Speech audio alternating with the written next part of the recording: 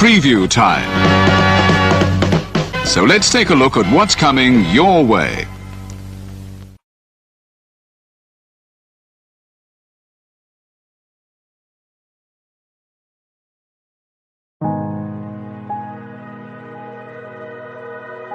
Gary Hebert, the man, the myth, the legend.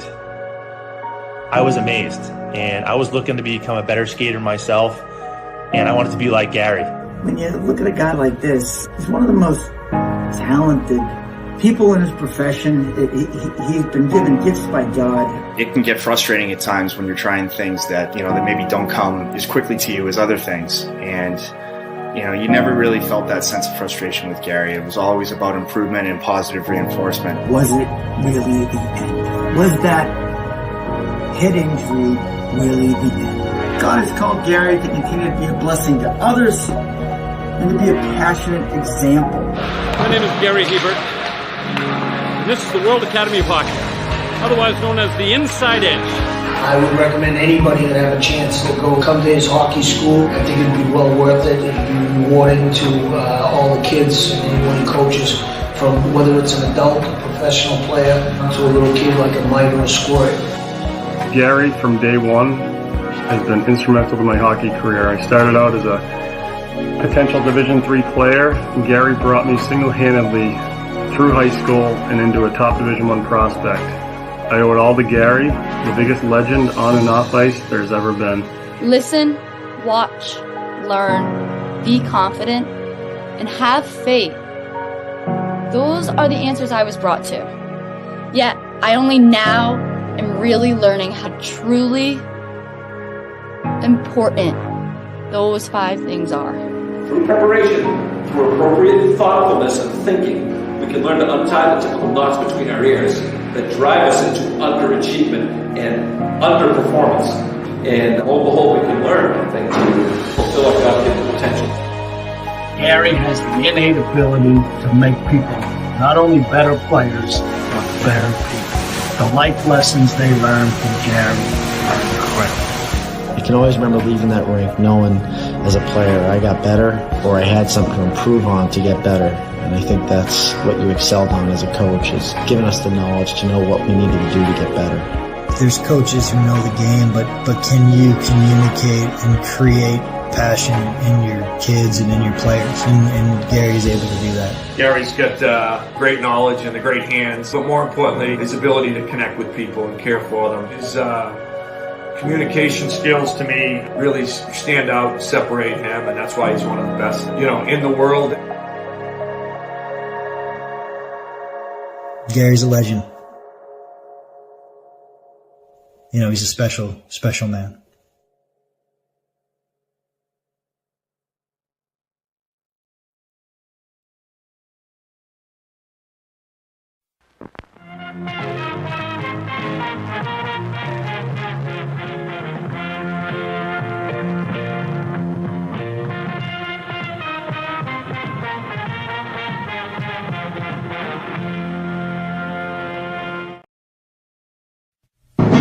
The Jeff Meacham Network's Multiverse of Media.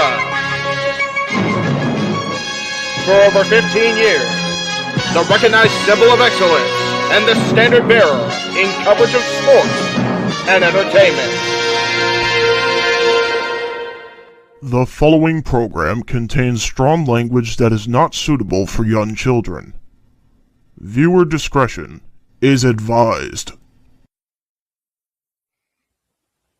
JJ, Jeff, you want to kick this thing off? Because I'm still trying to process everything here. Yeah, it's like, who wants to go first? Yeah, who wants to go first? Well, come on in. It's open mic night with your host. You could maybe say there's really 4 topics, but it's split into 6. The Renegade, JJ Williams. The Sammy and Eddie Kingston thing, which one's the better smelling turd? And his panel of co-hosts. I am founder. Well, call me that for today, since we're going with the Jeff Jarrett love theme here this week, according to JJ. The West Coast Professor, Jeff Meacham. Karma is karma. That's professional wrestling! Damn it! the simple man, Noah Foster. It's showtime. Yeah. How you doing, JJ? How you doing, Jeff? James. Yeah. And the He-Man, James Hebert. Guys, imagine Baron Corbin, Carl Anderson, and Doc Gallows. The Baldies! There you go. It sounds get in there. Short his ass and shit the bed. He's not Amber Heard. Give it time, JJ. Give it time. Now, I'm sure Jeff has some stuff, but Dumb move. Just don't pull this bullshit again. You get one. Tony needs to stop caring about the ratings. Bradshaw said as long as the ads are in place, we're not going to lose that third hour.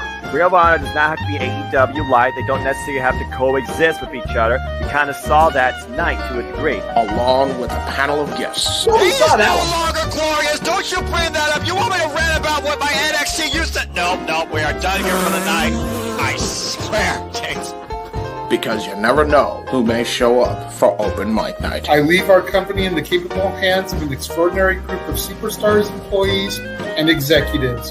The first thing that came to my mind was, it's about damn time. Amen! All I have to say to that picture is Hulk Hogan.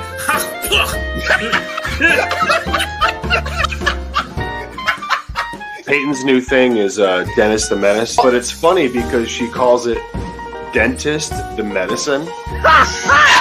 That's great. When Elliot Taylor came out and did Born for Greatness live, I was popping my pussy, having a great time. I didn't care. I was having so much fun. Sit back, relax, and enjoy the show. Fuck Bill Belichick.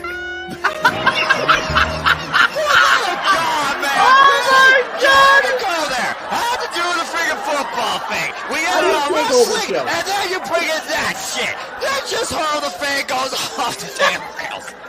Brilliant, bloody brilliant. We're here.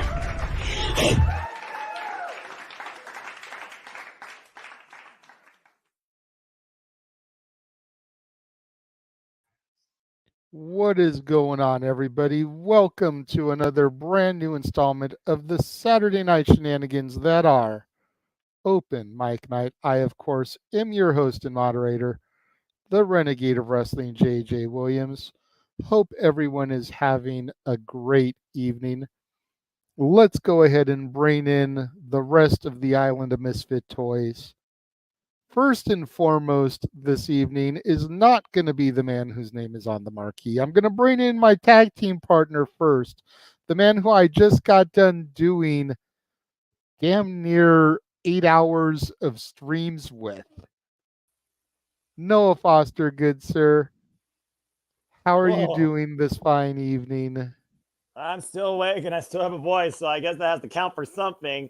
I went through the gimmick, but I am tired as but I'm doing extremely well. Again, best of the PLE since WrestleMania. They definitely restored a feeling to me as a fan. This was nut and butts, and the women killed it and killed each other probably in the process.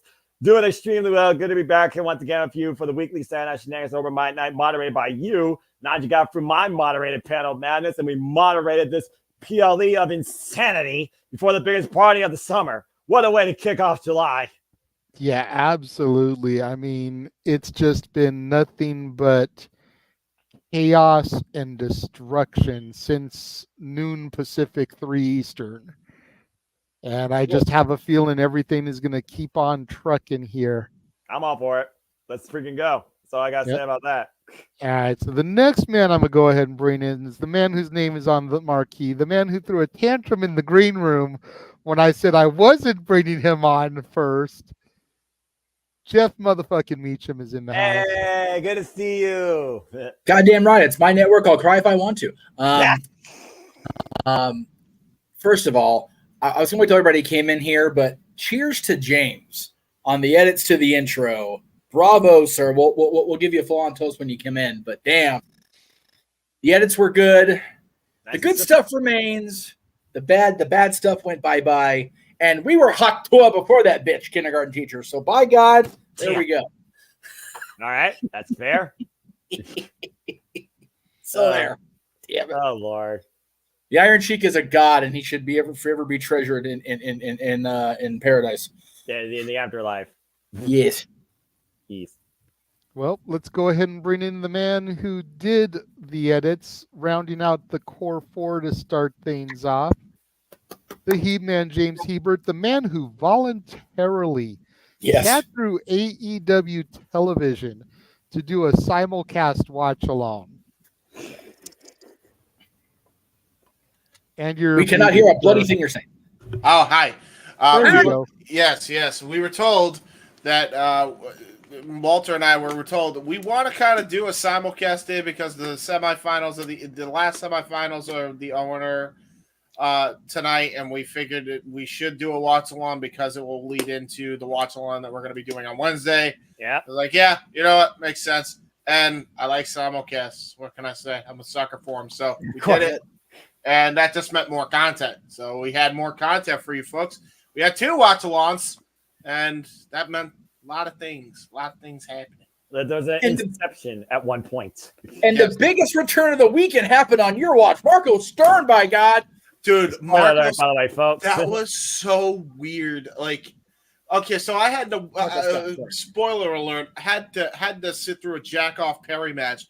And his open challenge opponent was Marco's stunt. So like, what the fuck is happening? I was like, all right, okay, all right, like 5'2" Marco come back. I guess.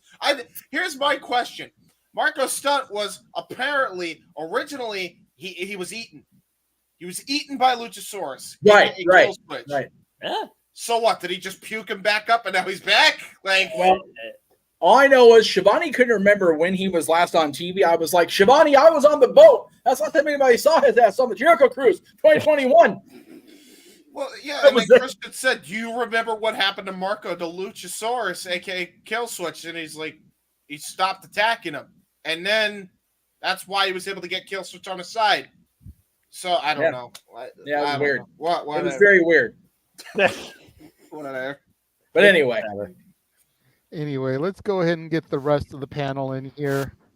First of all, we'll bring in the man who was color analyst to James, Mr. Reliable. Wait for it. Reliable. There it is.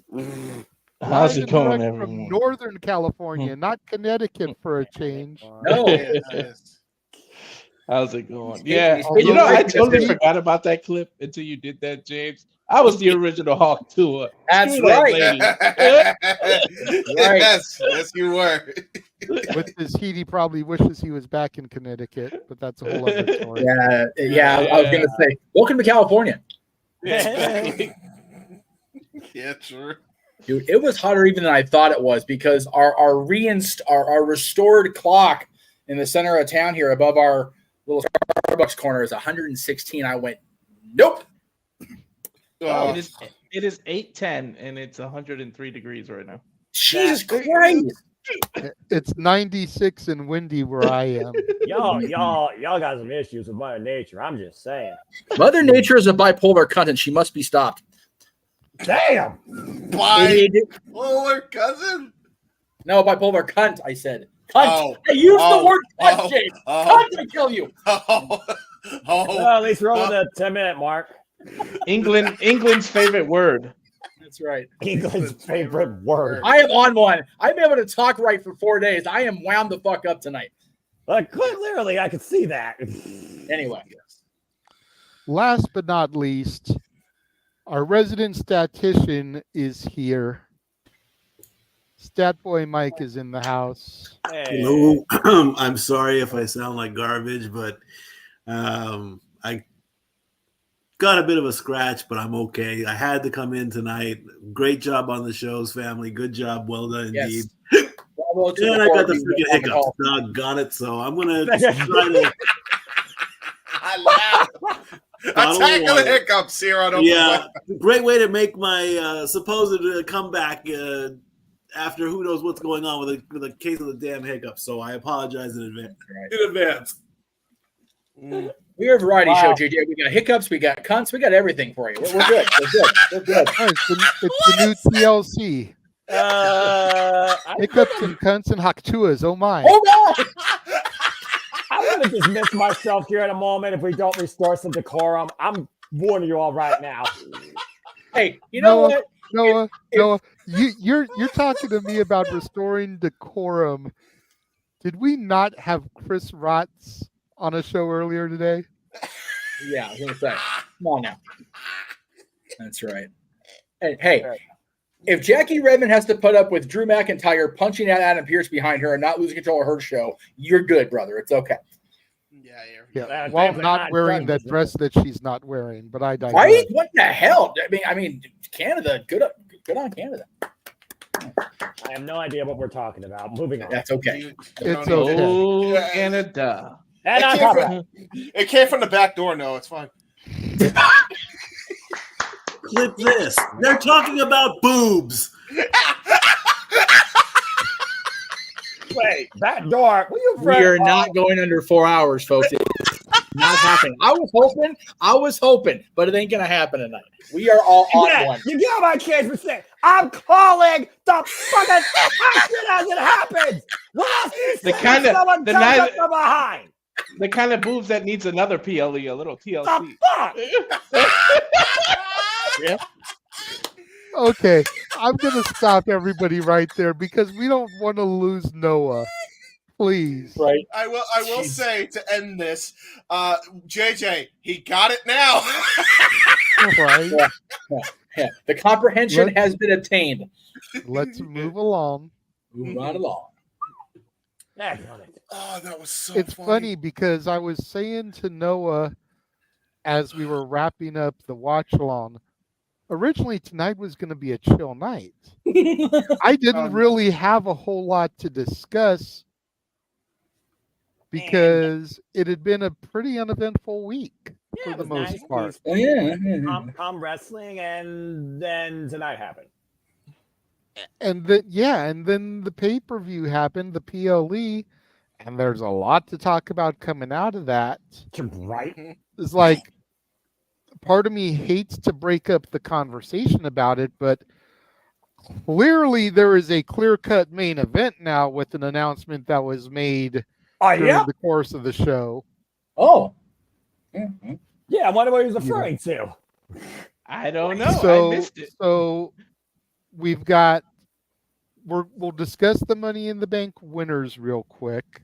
And by winners, I mean the briefcase winners. Yes. We're not going to go in depth across the entire show. Well, we believe in Spoiler alert for those in Bingo. advance. I mean, obviously, Walter and James didn't get to see what happened because they were on their own call.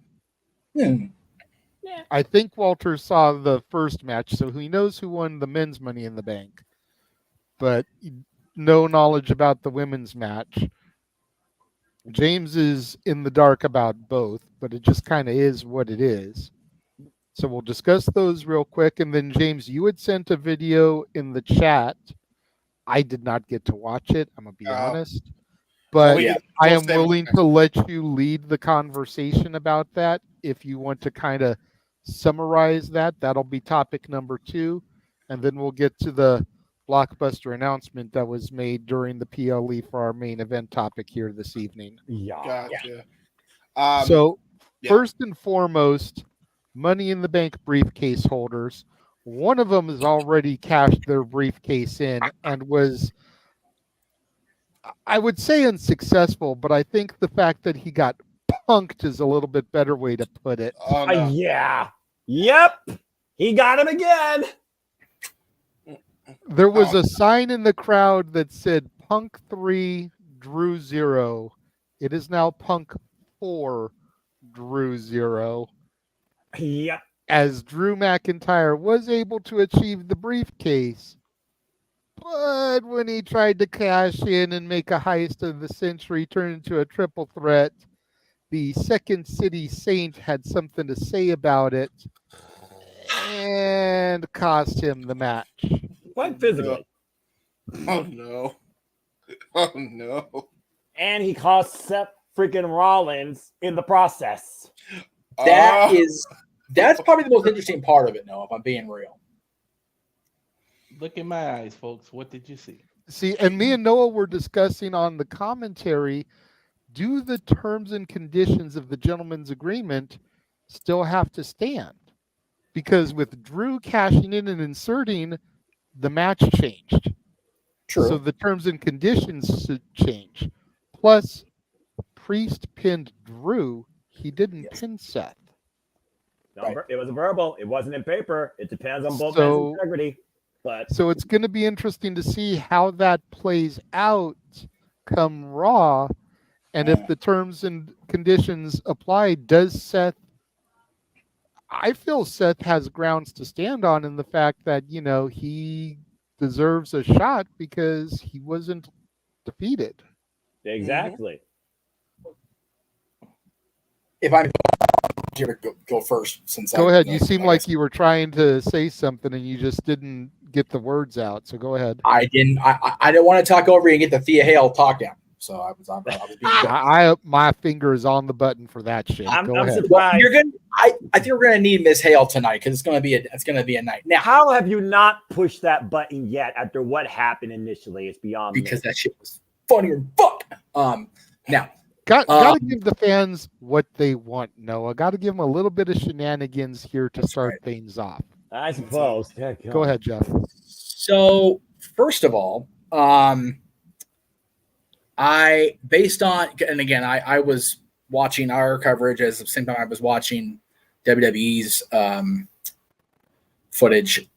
The commentary team was very much playing it up like Seth Rollins was collateral damage in the outcome of that match, that he has been screwed out of his opportunity. So it looks like they're building back toward Punk and Seth as well, which is fine by me because we never really got that payoff after Punk got hurt.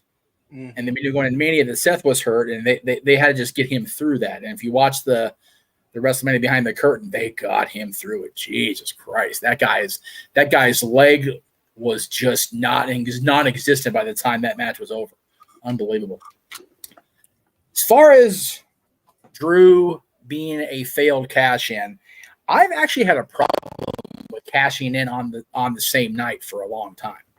I think it's devalued the concept of Money in the Bank. However, I did see a post, and I forget who.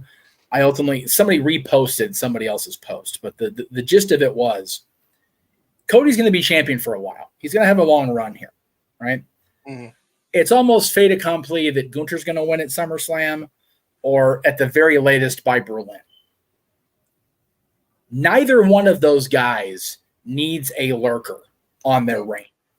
They need to be able to go forward and have a badass championship reign, especially Cody after finishing the story for 2 years and legitimately finishing the story by having that belt in the garden. Like he's got his moment now.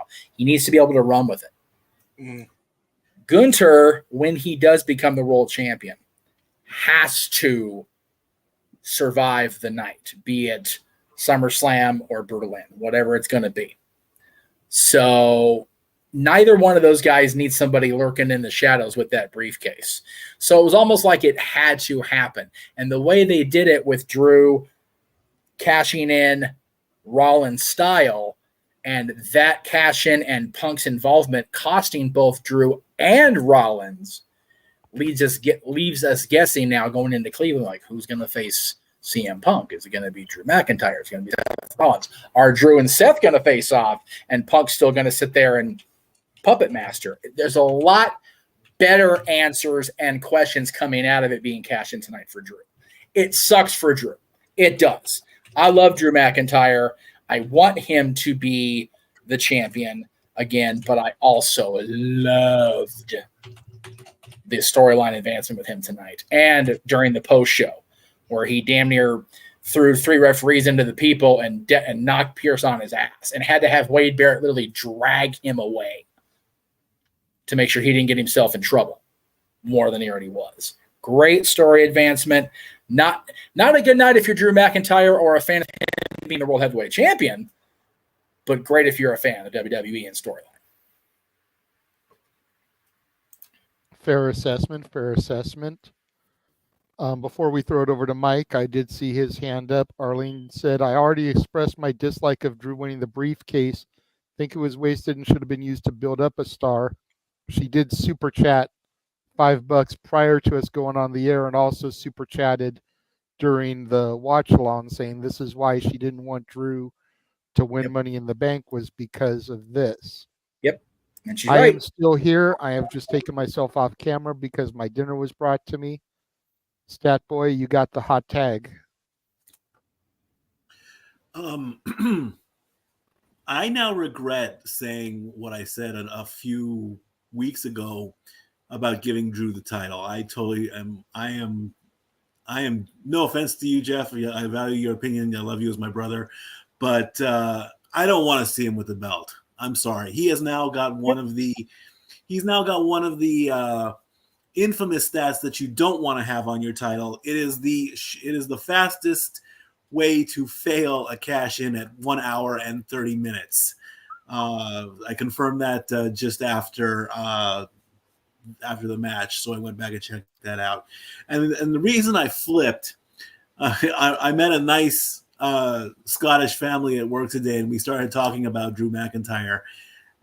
And I called him a Scottish crybaby. I did, because now, it's like he had his moment. Yes, he won. Good job. You got the briefcase. Good for you.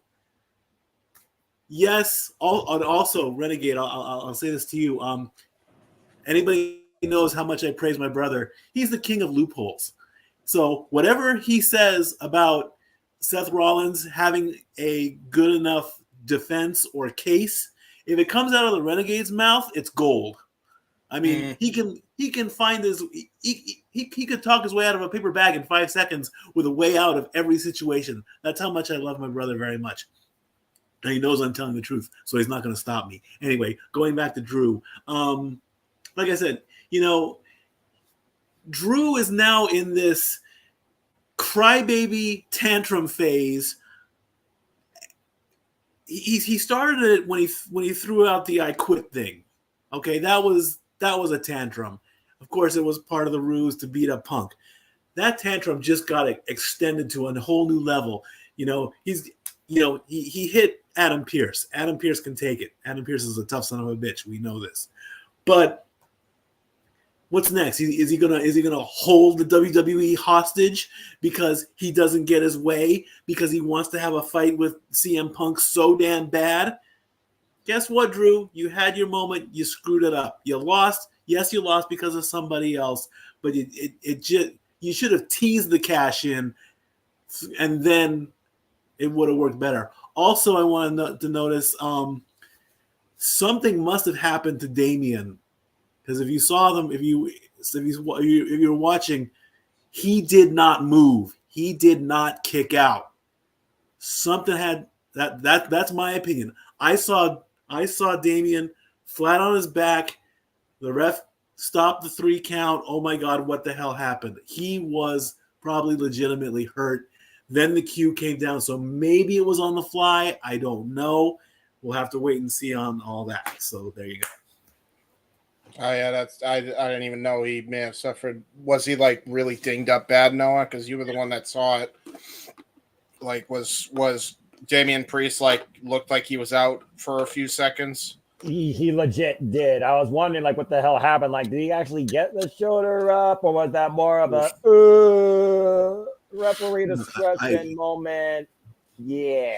Yikes! So that's 2 injuries tonight, by the way, because Hangman Adam Page got a legit bad cut in his match tonight off the concrete floor. So that's 2 injuries. Badass. It did look badass, but fuck! Wow. Okay. Well, yeah, I'm not sure if it was an injury. Yeah, I'm not sure if it was an injury or just they missed the cue. If Drew's music was maybe supposed to hit after the 2 for the interruption, distracting the ref, and it didn't hit right away. I think there was definitely a miscommunication somewhere there, because I was wondering why there was a pause lapse. Nobody could figure out what was going on at that moment. Well, there you go. Yeah. And unfortunately, the crowd sensed it and shit all over it.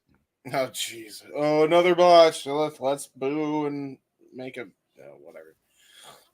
Get over it, people. It happens. It's pro This wrestling. is It ain't the ballet. IWC. This is what they do, unfortunately. Pettiness to the highest degree, no matter what work or company. Anyway, I'm scoring no DQ, so please continue. Yes. I was going to go to you next, Noah, so go ahead. Oh, okay. So we're basically talking about the circumstances. Basically, we're doing our own post show here, and I have the TV up, and I'm trying to track back to what's happened. To your point, I'm literally looking. Oh, shit! He back elbowed the shit out of Adam Pearce. Whoa. Okay. I see what you mean. Deck up.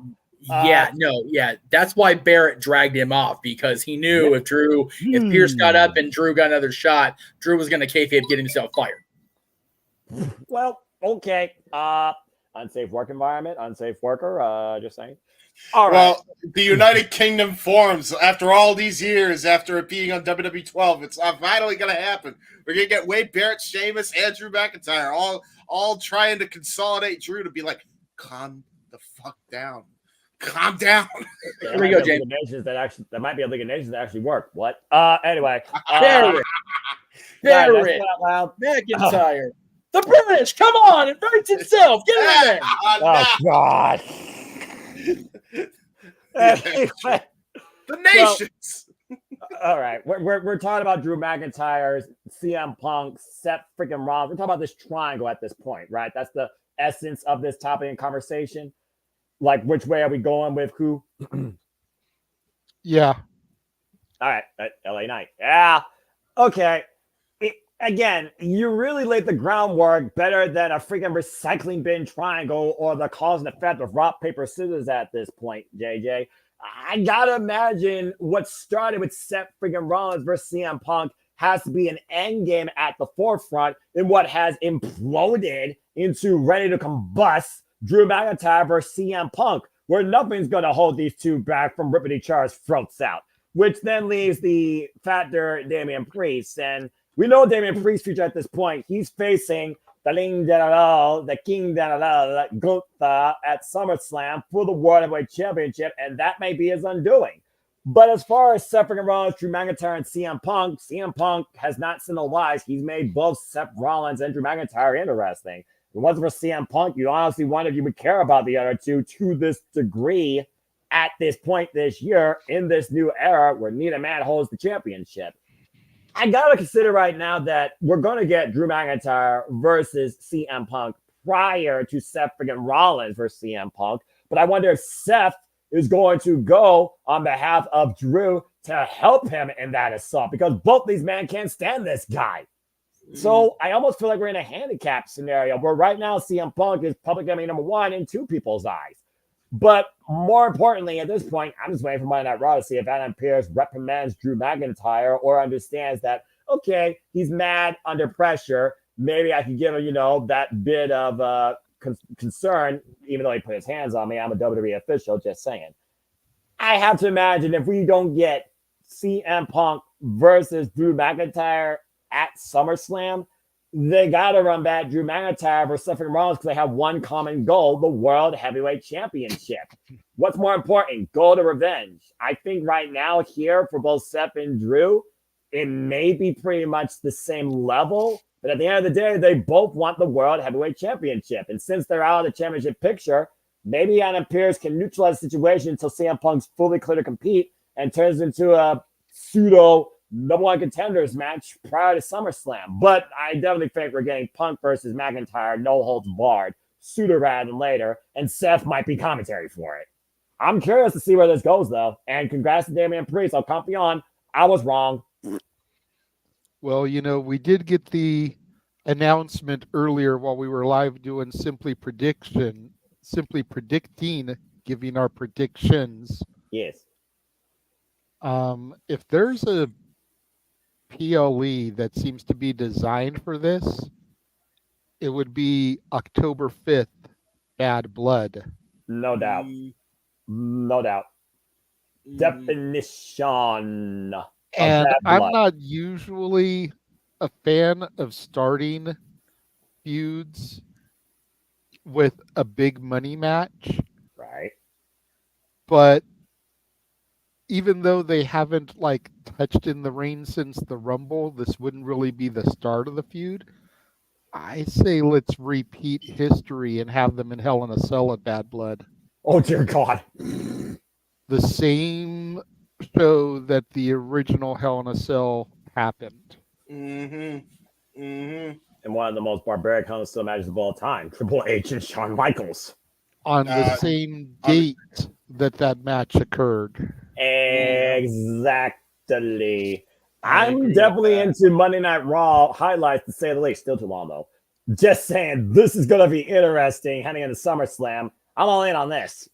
And me and Arlene want royalties if they go with Taylor Swift's Bad Blood for the theme song. Oh, yeah. That happens. There's a Cole Rowland cover.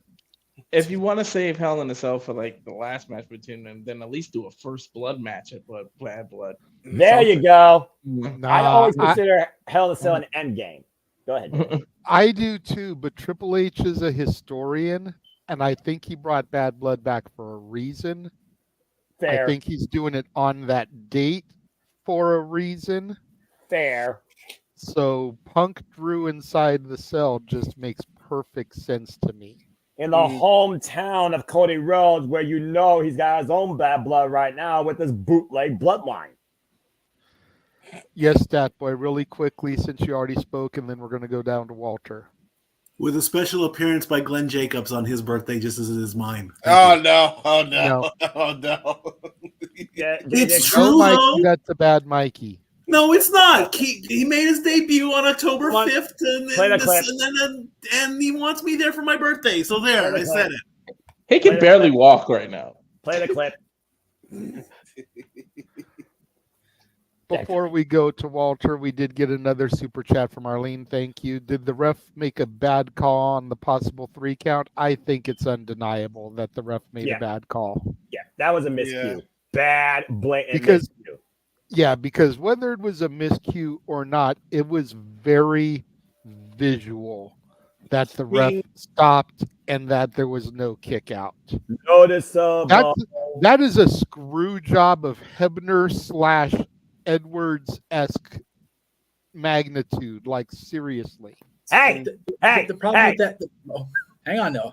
The problem with that is that if the design and finish is Priest retaining the title, they have to get there. So that's more of a production faux pas than a referee faux pas, because they got to get the camera with that shit at that point. Yep. Therefore, by the sounds of it, you might as well have the referee 1-2 and middle finger him. Like, I'm not counting 3. Well, or yeah, I mean, it doesn't matter if the ref counts the 3. Yeah. Right. In the split second, you don't realize is dinged out for real. So you kind of just have to go with what you're going with. But yeah, if it wasn't going to be the pinfall, then they should have just had somebody break it up rather than Priest be kicking out of it, you know? So, or something it should have been done differently. But again, you make a split-second decision in the moment. I wouldn't necessarily fault the referee for that. Certainly wouldn't compare him to Earl Hebner or that no good rotten Jarrett screwing Aubrey Edwards. Just a minute. No, I will not be quiet about that. Yes, you will. It's over, and we are done with that. Because if Aubrey is going to be with fucking Henry Page, shut the fuck up. You're never going to snap it. Let's go off you. Nobody's shutting up. What the? The clip doesn't work when y'all are unmuted talking over the clip. Hey, that was a bad time for that clip, because the bottom line, I'm still right in my argument. This is an AEW. It's still to be, but I will argue debate where nobody wins or loses against Aubrey Edwards and all you buffoons till the cows come home and I leave you YouTube purgatory. Getting back on I'll tell you what, when we get to the collision discussion, I'll go ahead and say my piece. Fine. I'm a patient man, Foster. Yeah, me too. Oh, I got all the time in the world. What is sleep, Jeff? What is sleep? Go ahead, Walter. Man, I talk more than anyone, and I know what the mute button is at least.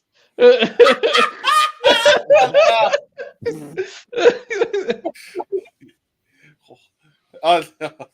Is that all you had? Is that all you had? So do I. Literally? Come on, dude. Oh, shit. Oh, that's Jeff. High five for that one, Jeff. Jeff muted him. Yeah. That's good. Jeff for the win. That's abuse of power. You're as bad as the EVPs. Oh, no. Oh, God. People power. All right. That's it. Anywho. That's it. That's wrong. That's just wrong.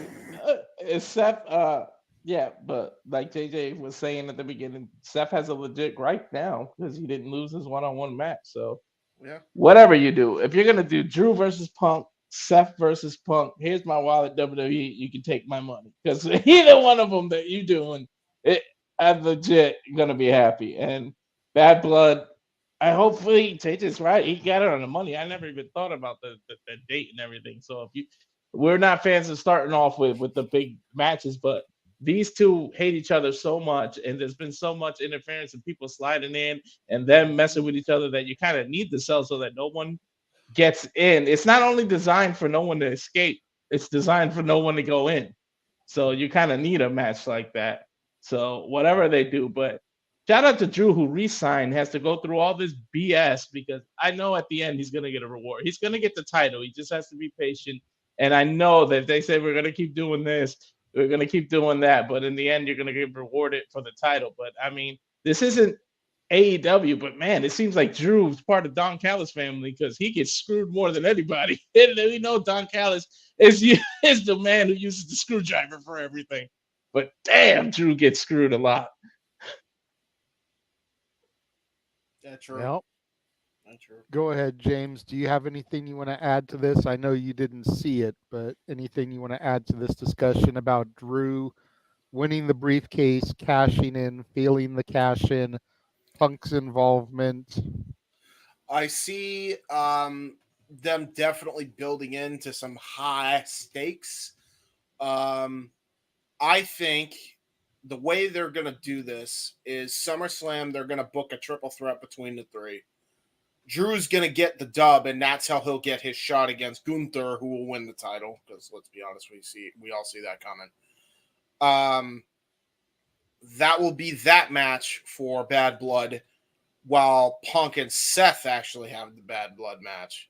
I think they'll deviate into that program because that could actually very much pivot to Seth and Punk having their blow off. That will eventually culminate there, because I think there's going to be a pay-per-view probably in between that and Bad Blood. Well, they'll have one match, and then it will get into this Hell in a Cell. And then you're going to have Punk screw Drew again against Gunther. I think that's where we're going to go. I don't think it's over. Not by a long shot. But that's how I do it, because there's so many moving parts, and if you can't do it in one match and you have to spread it out through multiple matches, that's the best way I think you can kind of get to that destination for everything. But that's how I do it. Okay. So, yeah. Pretty much. Emmanuel with a quick $2 super chat while we're on the topic. Thank you, Emmanuel. Is this setting up a triple threat, or will Seth cost Punk? I have a feeling that we might get a triple threat. Yep. I'm not sure at what point. The fact that CM Punk seems to be coming back every month and getting involved tells me that he's got to be just about ready to go. Mm-hmm. We could potentially get the triple threat come SummerSlam, and then get the splinter off to get Punk versus Seth at Bash in Berlin, and then Punk versus Drew at Bad Blood. Yep. That would be my guess. You know, we'll definitely have to see how WWE wants to play it out, but the fact that Punk has been as active as he has been lately tells me that he's got to be just about ready to come back. Yeah, exactly. And even if he just comes back and he's an on-screen presence from now until SummerSlam, that's enough for me. I don't get enough of CM Punk on my TV. Amen to that. I've been a fan of Punk's since he debuted in WWE CW.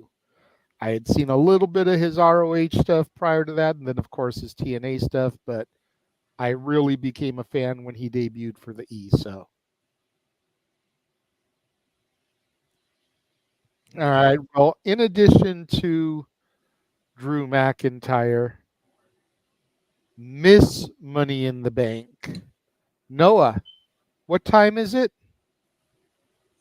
It's Tiffy time. She did it. Damn it, Chelsea Green. You were so close. Chelsea cha-ching forever. Oh, man. VIP performer. Congratulations to Tiffany. Yes, it is now Tiffy time. James, will go ahead and start with you and run it back around. Again, no, you didn't watch. Thoughts on Tiffany Stratton as Miss Money in the Bank? Congrats. Very, very happy with this decision. Also, I'm noticing on the briefcase, there's VOT International. Shout out the boys. They're really pushing the boys season 4 this season. Yes, they were. Very Both good season. Money in the Bank matches and the main event were all sponsored by the boys. The fuck is that? It's basically if superheroes were corrupted by politics, and it's basically like this pseudo realistic drama. Long story. It's a good show. Like it. Anyway. Yeah, Tiffy time wins the champion. Well, wins the briefcase championship. Listen to me. Yeah, she got the briefcase. I'm happy about that. I think in ring, she's definitely improved. Her ability, like she's probably one of the fastest people to rise through the ranks in WWE in a while. And to me, it's like tremendous. Like it really is. It's tremendous. She deserves it. She worked her ass off to get to where she is at this point. Like it's undeniable at this point. Like you can't take away anything Tiffany's done to get to where she is. Like I was like when she first came back after I think it was her first injury. I'm not sure what it was. I think it honestly, I don't know if it was an injury or for something else, but she came back and she said, "Did you miss me?" And I just walked off on the air because of how cringe I the remember promo that. was. It was the New Year resolution after the New Year happened. Yeah. You were mad up with the calendar bias. Yeah, I was like, oh yeah, because that was a NXT event I had to call. That's right. So to see from her going from that all the way to where she is now is really, really cool to see because like she's actually like won me over. And yeah, good. I'm a fan of Tiffy time now. I like Tiffy time. More Tiffy time. It's great. I completely agree. You know, we talked about it on Simply Predicting. I was just like you. I could not stand her when I first started watching, but she slowly grew on me, and I am all aboard. And I compared it, and Mikey will get this reference. Jeff's probably heard the story before, but I compared it to when Pop saw Carrie Underwood walk into the auditions and said she's going to win the entire show. And she did. That is how I feel with Tiffy. Is like I see her as the face of the division for the next 5 to 10 years. Once the horsewomen are gone, yeah, you've already got one in AEW. You've got one who's still got a big fat question mark. You've got Charlotte, who's still quote unquote on injury. And you've really just got Bayley right now. So the horsewoman era is dead. Natty is gone. You know, her contract is expired. She has not re-signed that we know of. Huh. She's taken down mentions of WWE on her social media. Oh, wow. I didn't know that. So, I mean, we could see a Slammiversary debut. That's in Canada as well. Montreal to be exact. So, you know. Yep. There's definitely history with the Hearts in Montreal, right, Uncle Brett? Yeah, teach a little bit. But yeah, as soon as Tiffy hit the main roster, I called her for Queen of the Ring or Money in the Bank. Yep, you did. And here she is, Miss Money in the Bank. And she's been running with Nia Jax lately. She's kind of wrangled her to be her bestie, her Piper Niven, if you will, to her Chelsea Green. And I see her cashing that briefcase in on her. Keep your friends close and your enemies closer.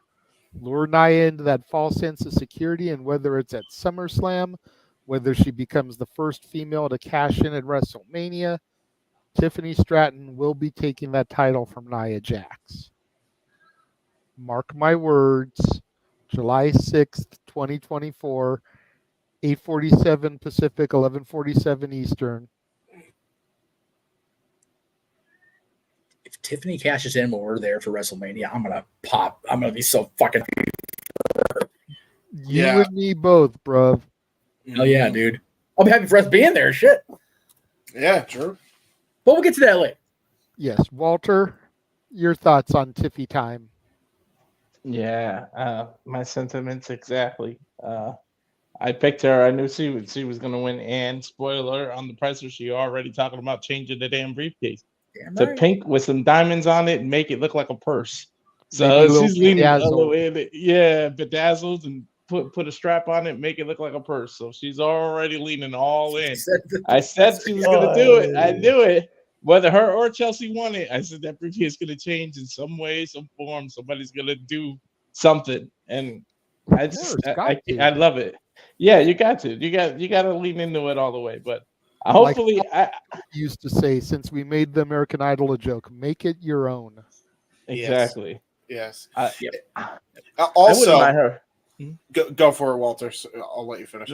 And I would say I wouldn't mind her holding it and being that first woman to cash it at WrestleMania. Of course, we'll be there live, or just breaking Carmelo's record. Carmelo's the only one who really held on to that briefcase for a long time. Everyone else kind of cashed it in the same night that they won, or like really close. They wouldn't have it like more than a week. So, hopefully she does it. She does it justice, and I agree with you. She's gonna cash it on Nia. And we talked about it earlier. Arlene said that she might cash it on the Raw champion. I think she'll let Nia think that, and then last minute, boom, she turns on Nia. I don't think we could get sympathetic for Nia, even though I'm the only fan of Nia. Like I always praise Nia, but I'm like the only one that does it. Hey, I don't hate on Nia. I have been Team Nia ever since she came back because I don't see what everybody else talks about. Mm-hmm. Yeah, I have too. She's improved, and I was one of the people who criticized her back then.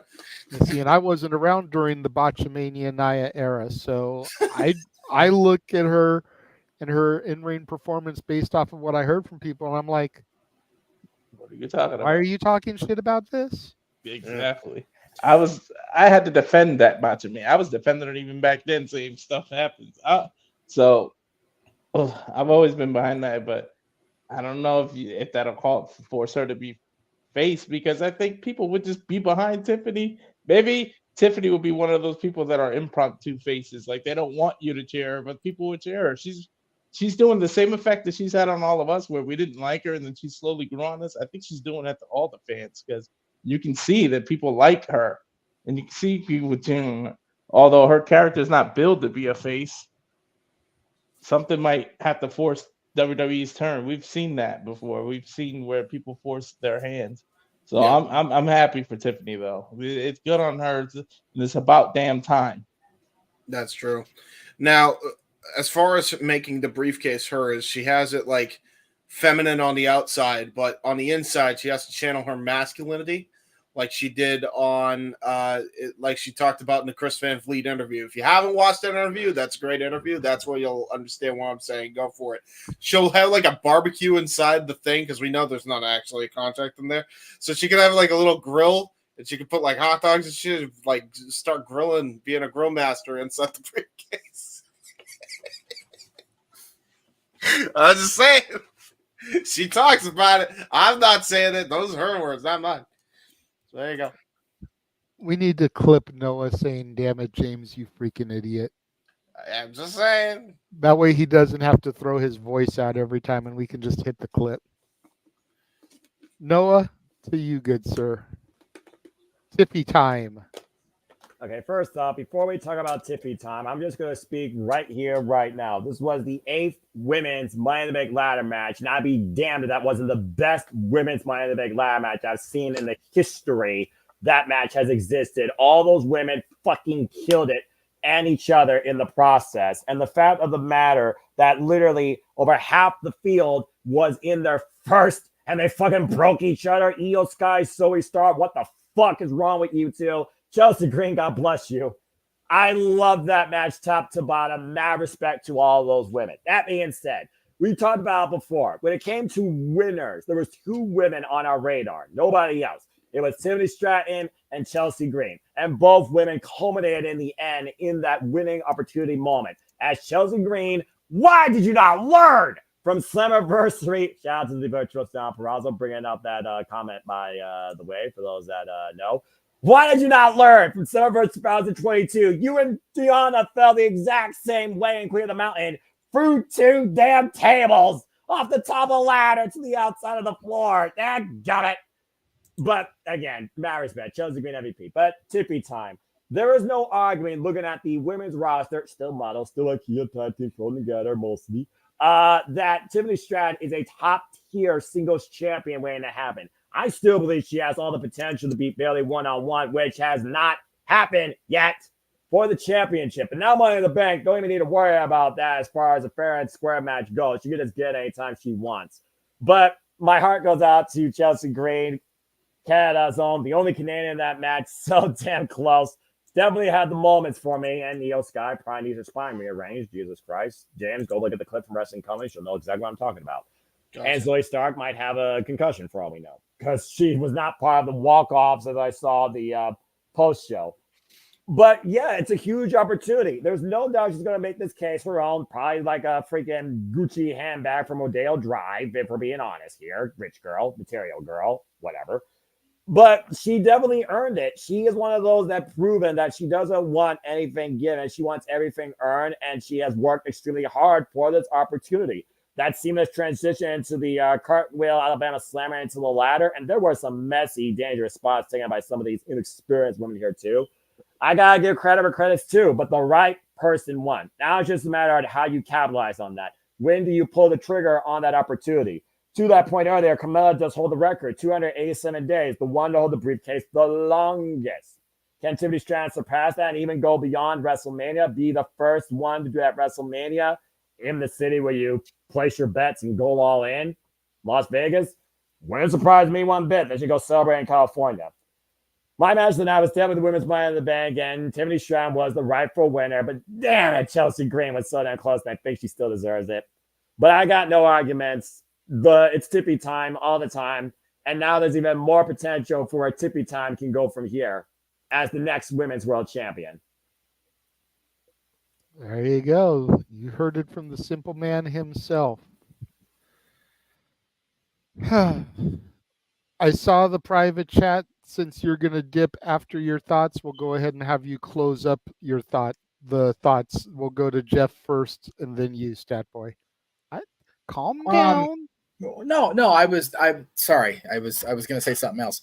Did I hear when I was off camera, somebody mentioned Jordan Grace's predictive tweet showing what happened to Chelsea with the tables?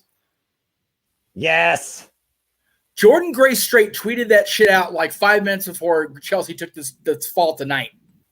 I was like, whoa. She knew it. She freaking knew it. She's a juggernaut and she's a prophet, dude. Jesus Christ. Give her more money, Anthem. Anyway. Grace Stradamus, but anyways. Grace Stradamus, you got a freaking reality show on your hands, Anthem. Take that shit. Get more eyes on Axis, because Lord knows you need it. Anyway. Can you find the channel? Like where's Waldo? TNA Plus is where we find it. Anyway. Or you find it on YouTube for $1 a month and you watch it for now. 90 minutes. Till they get rid of that. On my TV is the Axis channel. That's right. If you know, you know, everyone. If you don't know, my God, learn yourselves. Hey, if you don't know, you're too young for the room. If you know, you're our people. It's valid, because that shit was on in the 90s. So you are too young for the room there. I was a 90s kid. That was the best era of television. Don't at me. Exactly. All right. So I love that they gave it to Tiffany. I was like Jay because I was watching NXT when he returned to fandom and NXT was what it was. And I feared she was going to go the same route as Lacey Evans ended up going, where she was just brought up way too fast and it just tanked so bad. Yeah. She should be on NXT TV. Lacey Evans shouldn't have been at that point. And I mistakenly put Tiffany in that category. But her program with Fallon really changed my perspective on her. Because she, having a feud with Fallon Henley and you end up on the losing side to have to do some of the most ungodly thing. Like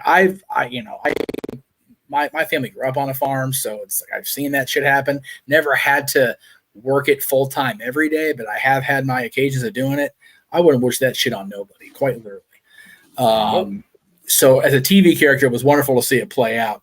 But anyway, I look forward to her continuing on as Miss Money in the Bank. By the way, to a certain chat room that I inhabit now more frequently than I ever used to, the reason that they were calling it Ms. Money in the Bank, it sounded like a Z, is because that's how you differentiate it verbally from Miss. Because some women in the pressure field don't like to be called Miss. It makes them sound too young. So it's Ms. Money in the Bank. So to the people in that chat room, specifically one person, show your education better. Just throwing them out there. You work in customer service anyway, so come on. Give me a break. Now that I've been a dick, I'll pass on the mic. All right. Well, before we give it over to Mike, I think it's interesting, Noah, how you talked up the women's match, because supposed respected journalists said that the women's ladder match is a disaster with one missed spot after another. That just goes to show how out of touch they are. But these are the same people that pop and give 25.5 stars to all the flippity McFlapper shit that they see over on AEW and wouldn't know a good WWE match if it walked over and smacked them across the face. Well, everyone's entitled to their opinions. I don't have to agree with them, nor do I have to acknowledge them. So, I don't agree with the journalist in question anyway. I never do, because that is what it is. I don't disagree with the basic thought process that match. There was more than just that person commenting on that type of scenario in that match. It felt like it was being rushed, particularly. I think it was Zoe and Lyra at one point. They were just moving so fast. It looked like it was getting sloppy. So I get the complaint, but when it comes from somebody whose credibility is about as valid as a $3 bill, it kind of doesn't wash. Yeah, I will not deny the fact that there are a couple of botched spots, and I said it earlier on the broadcast here, or no, I said it before we went live here when we were talking about it with James, and I said it on the call with Noah. Yep. I want to see the IWC give them the same amount of shit that they give Jade Cargill. And if they're not going to, then you guys are fucking racist, and that's why you give her shit. And you can just kindly shut the fuck up and exit the fandom. Because that's literally the only difference between her and the two women that botched in the match. So, reckless abandonment. I shall watch the match now, because I feel weird to say it was. I can't say he's a dick and then not watch it. Now I have to watch it. You owe it yourself. Well, like I said, you got to watch back our coverage of the match anyways, because you got to clip Noah talking about them coming in the back door. Lord, here we go. You got to clip that for the end of the year highlight. Why is that always taken out of context? It's not, because you have 5 men here who live in the gutter, engage in activities with the opposite sex, while you have refined yourself to be single for life. Yep. Yeah. So it just is what it is, bro. It is what it is. Yeah. That boy, go ahead and take us home on Tiffy time, and then you can do your plugs about how you're not going to be on the air for a couple of weeks, and then you can bounce out of here. Good Lord Almighty. I deserve that. He's right. Congratulations. It is Tiffy time. Let's see where it goes with that. I am a little bit concerned about Zoe Stark. That was one of the scariest, almost the scariest botches. One of the scariest moves I've ever seen in a ladder match. Accurate. I, honest to God, thought that in the initial planning they were gonna like make her go through the ladder, but that would have killed her. So I hope she's okay. I don't wish pain or anything on anybody. I swear Io Sky was frozen in time like a bent over lump. That was beyond fucking insane. Indeed. And it's like I said, how did the six men have to follow that? The ladies stole the show like they've been doing in the latest evolution of women's wrestling in WWE. So kudos to all of them. I would have liked to see maybe a little bit of more between Chelsea and Tiffy, because if you think about it, yes, Chelsea's got the Karen gimmick. Tiffy's kind of got the thing going a little bit too, but just with a different style, a different look. Have the battle of two Karens battle it out and see who wins. And I'm going to age myself. I haven't heard of the Bedazzler for years. That's a thing. I miss the Bedazzler. So, like I said, let's see where it goes. I hope she has a good run with it. She literally, pun intended, has all the time in the world to get that briefcase cashed in. Well, as far as we know, she lives on Tiffy time. So I don't know if she's got some Doctor Who shit going on, but Tiffy time still equates to 1 full year, regardless. That is, well, yeah, but maybe she can extend time. We don't know. Maybe she's a time traveler. That's why she always says Tiffy time. This is not Morgan Freeman, all right? Cut that out. Dude, she should bedazzle the TARDIS. That'd be badass. Oh, no. You don't mess with the TARDIS. No. The TARDIS is too iconic. You don't mess with that. We need a pinked out, bedazzled TARDIS. That's what we need. I am calling for that shit right now. No. I don't even really watch Doctor Who, but I know you don't mess with the TARDIS. It's too iconic. And I'm not about Bedazzle. I miss the movie Bedazzle with Elizabeth Hurley as the devil. That shit. True. That was one of my favorites as well. As far as me and the sports bar, yes, JJ is correct. I will not be in the sports bar for 2 weeks. Some things have come up. We're planning some stuff. My car is broken, so that's another issue in there as well. But I will be in the sports bar at its regular time on the 23rd of July on a Tuesday. That problem finally got solved. I'm very happy to announce that. Thank goodness. Thank you to the Spark for finally getting that taken care of. And so a lot of things to cover in the sports bar, of course, but we got to take a little break because, one, life kicked in. I need a new fuel pump. Go figure that one out. Ugh. I as much as I love having a car, I regret almost getting it because now life kicks in and you got to gas it up, you got to insure it, and now you got to maintain the damn thing. Mm-hmm. Better of two evils. Either way, 2 weeks back in the sports bar. I love you all, family. You did a great job on the shows. Keep up the good work. And remember to follow me on Twitter X at LBStatKid1977. I love you all. Stat Boy out. All right.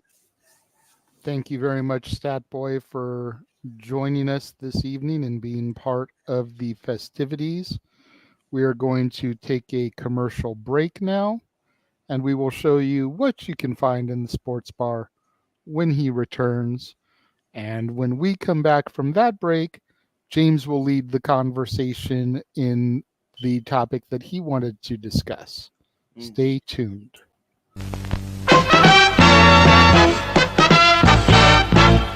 And now, preview time. So let's take a look at what's coming your way.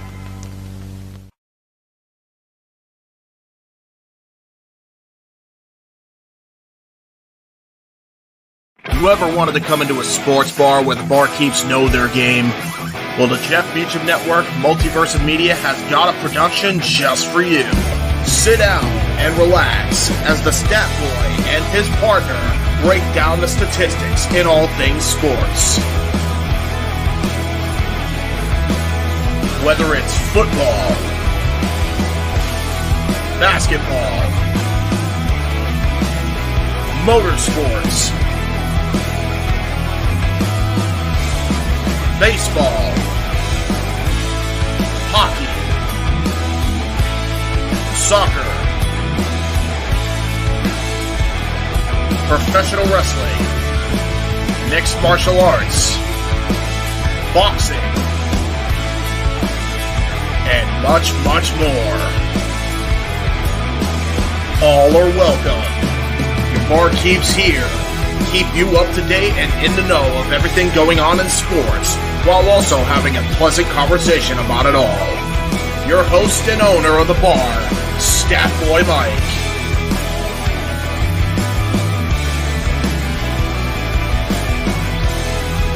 His partner in crime, Dory Lou.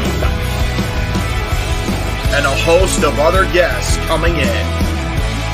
The food's hot, the seats are warm, the drinks are ice cold, and the sports talk is plentiful. Cassidy 18 Studios presents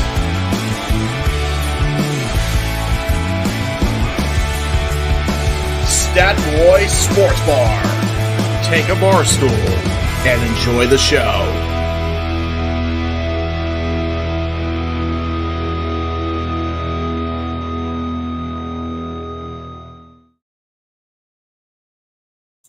When you realize you edit like all the ads almost.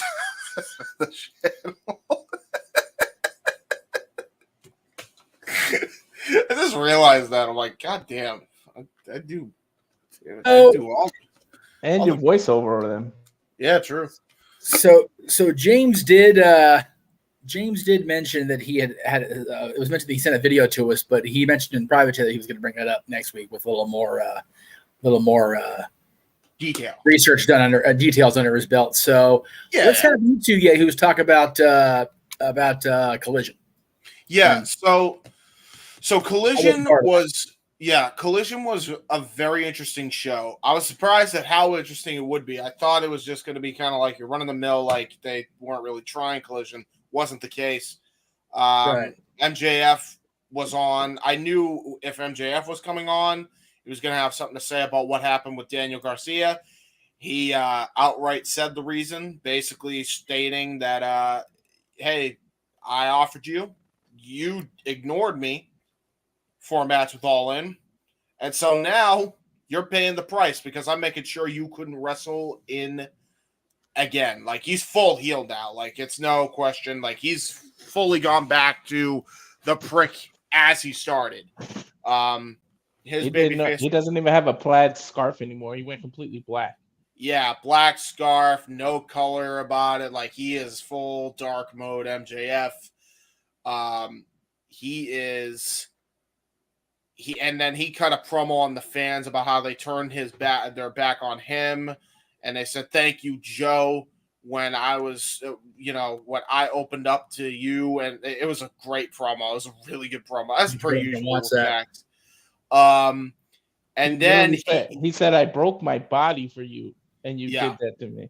Yeah, I broke my body, and I did that for you. He went back and played back the promo where he opened up and he's like, "I told you folks, if you ever did that and you broke me and ripped my heart out, that it was going to be a bad day for all of you. Well, guess what? That rude awakening is about to come in a big way," is essentially what he said. And then he called out everybody's favorites, the favorite flavors of the month. He mentioned Swerve Strickland and Okada in passing, but he targeted Will Ospreay. Oh shit! Right away. It wasn't even a day, and he's now calling him out. And it looks like they're building to Wembley Stadium. All for the international title. It's to the point I threw my wallet at the screen and said, "Just take my money." Tony. Yeah, right. Literally. Right. Now, here's the thing: Will Ospreay has not responded yet. And what was the thing I said, Jeff? They are the two best talkers and wrestlers in the business. Period. 1A, 1B is who we got right now. It's for a secondary title, right? Like, that's how stacked the roster is. Number one. Number two, these are two biggest stars in the company, and they're about to go bar for bar promo-wise. Will Ospreay speaks this week on Dynamite. Oh, shit.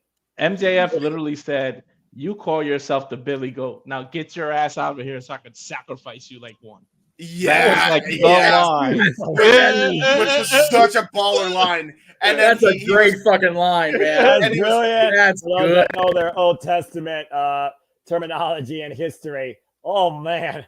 Then he did the Shawn Michaels troll and played yeah. Rose Ospreay's music, but nobody came out. Yeah, it was so good. Like, you cheeky pulled out bastard. all the whole deal shtick, man. I was like, yes, our scumbag is in true form.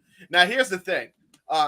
Max, while we understand the rest of the peons that absolutely turned their back on you, we here at the Jeff Meacham Network Multiverse of Media, we're not at all turning our backs on you. In fact, we were actually praising you and making sure that we were wishing you a speedy recovery and a good luck to wherever you ended up going. So we here at the Jeff Meacham Network Multiverse of Media do not represent the rest of the fandom in the IWC. We are very cultured individuals. So therefore, you will always be our scumbag, indubitably. Yes, if you wish to return to AEW television and lay out the Young Bucks, we will stand behind you. We may even kick them in the face ourselves. Yeah, absolutely. Yeah. I'll practice my super kick. I'll practice my super kick. If you want to go against Will Ospreay, we will gladly give you our goddamn money. For one thing, it's just throwing that out there. Mm-hmm. I finally got my hands on the MJF shirt that Tatilla bought for me at Full Gear, so I will definitely be wearing that more in the future once I de-ant it, because first day I'm wearing it at home, we had a massive, and when I say massive, I mean I barely leaned against the counter and was covered from here down in that yellow shirt in ants. Oh, boy. So I had to take it outside and just let no get up. So I didn't spray it with the Ray. Thank God. I ruined the fucking shirt a week after I got it. I would have been, my ass would have been chapped. So it's sitting there. It's being properly laundered. But next week on the shows, I will have my MJF shirt back in effect. Okay, then. So anyway, anyway, MJF challenged Will Ospreay, Danny Garcia to kind of, if people are wondering why all of a sudden he's challenging Ospreay for All In, they are really selling this injury, and it looks like they're going to build it up for a different event entirely. Yeah, he's under concussion protocols. Yeah, so much so that apparently they sold it after the tombstone that he couldn't feel the left side of his body, like he spiked him that bad. So they were really selling this. On top of that, there was Matt Menard also. He was concussed. I guess he was attacked by Max, and he straight up said, we were both really suffering here. And he looked and he said, "You're not going to get Dick Dancing Danny Garcia. You're getting Red Death when it comes to that." So they're really building that one up, but it doesn't look like it's going to be All In. It very well could be either All Out or Wrestle Dream right after. I think that's what they're building to, because I think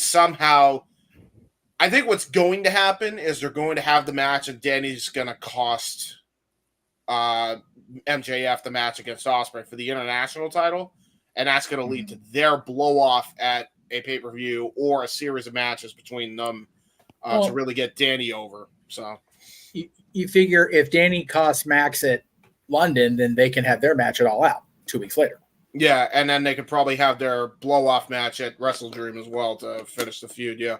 Or Full Gear, if they want to prolong it. Full Gear, yeah, true. I mean, Full Gear has been a showcase for MJF and his opponent, whether it's Darby Allin, Jack Perry in another life, at Switchblade Jay White. I'm just saying, I think Full Gear, which is one of the original Big Four, would probably be the grander stage to really push out the Daniel Garcia agenda. Yeah. And then we had Full Gear definitely been Max's stage. I love that Full Gear led to me saying it's fuck Jay White season on my show. That's one of my favorite things I've ever heard in my life. Yeah, it's like, Jesus I remember that. We were on that guy's ass. We had a showcase match with Tony Storm and Trish Adora, or I don't know how you say her last name. Yeah. When I tell you that went well above and beyond our expectation. I thought it was a showing for Tony. I thought it was just going to be a squash.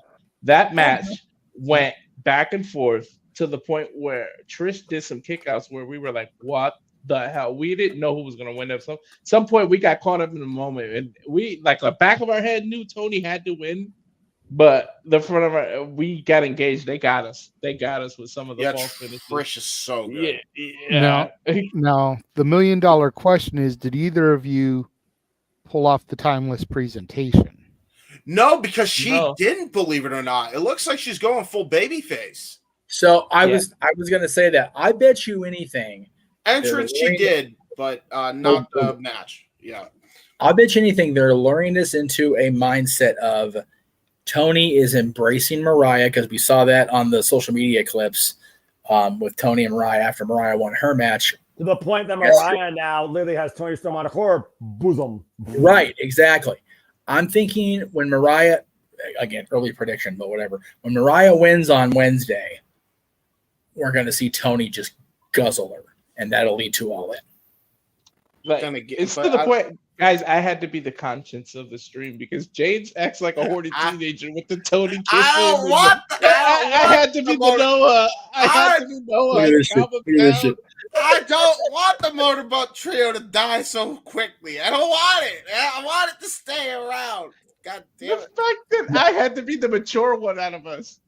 Noah, you know what you have to say. Go ahead. Thank you, Jeff. You're welcome. Damn it, James! You freaking idiot! Thank you for that. Clip it. Oh, man. And he was looking at him too, so that'd be a good clip. You just, James, like, have you guys like side by side, like right, like yeah. Why am I the only guy that holds decorum in this freaking multiverse? Hey, he did too. I did it Walter, for you. Walter was a good boy during Collision. He just doesn't always have. Dude, Walter, no lie. I don't know if it's a light in your room, but you've been out in the California Central. Your face looks dark. Like you are dark as fuck right now. Jeff, I think it's just the lighting. No, it's not. No, it's not. That's what I'm saying. Yeah, like he's been out there working in them wheat fields, and he just got the what? Oh, fucking yeah. Sorry, my ATW crew updated me on Bloodsport. Miyu Yamashita is going to be part of Josh Burnett's Bloodsport at the end of July. Give us her and Shayna, please. Who? The girl with the pink kick, James from Tokyo Joshi Pro Wrestling, that home with the likes of Athena and freaking Killer Kelly.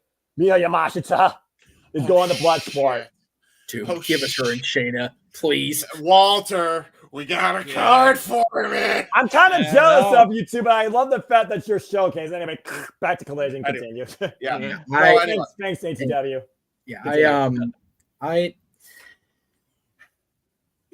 I think we all knew as much as James and his motorboat loving wants it to not be a thing. I think we all knew it was going to happen, that it was going to be a blow off with Mariah and Tony. And no, not that way. Shut your mouths, you dirty perverts. So showcase Tony and All In, because I feel she kind of, with Soraya's comeback story, having the family there, she was going to get the showcase last year. Let Tony and Mariah just tear this shit down this year.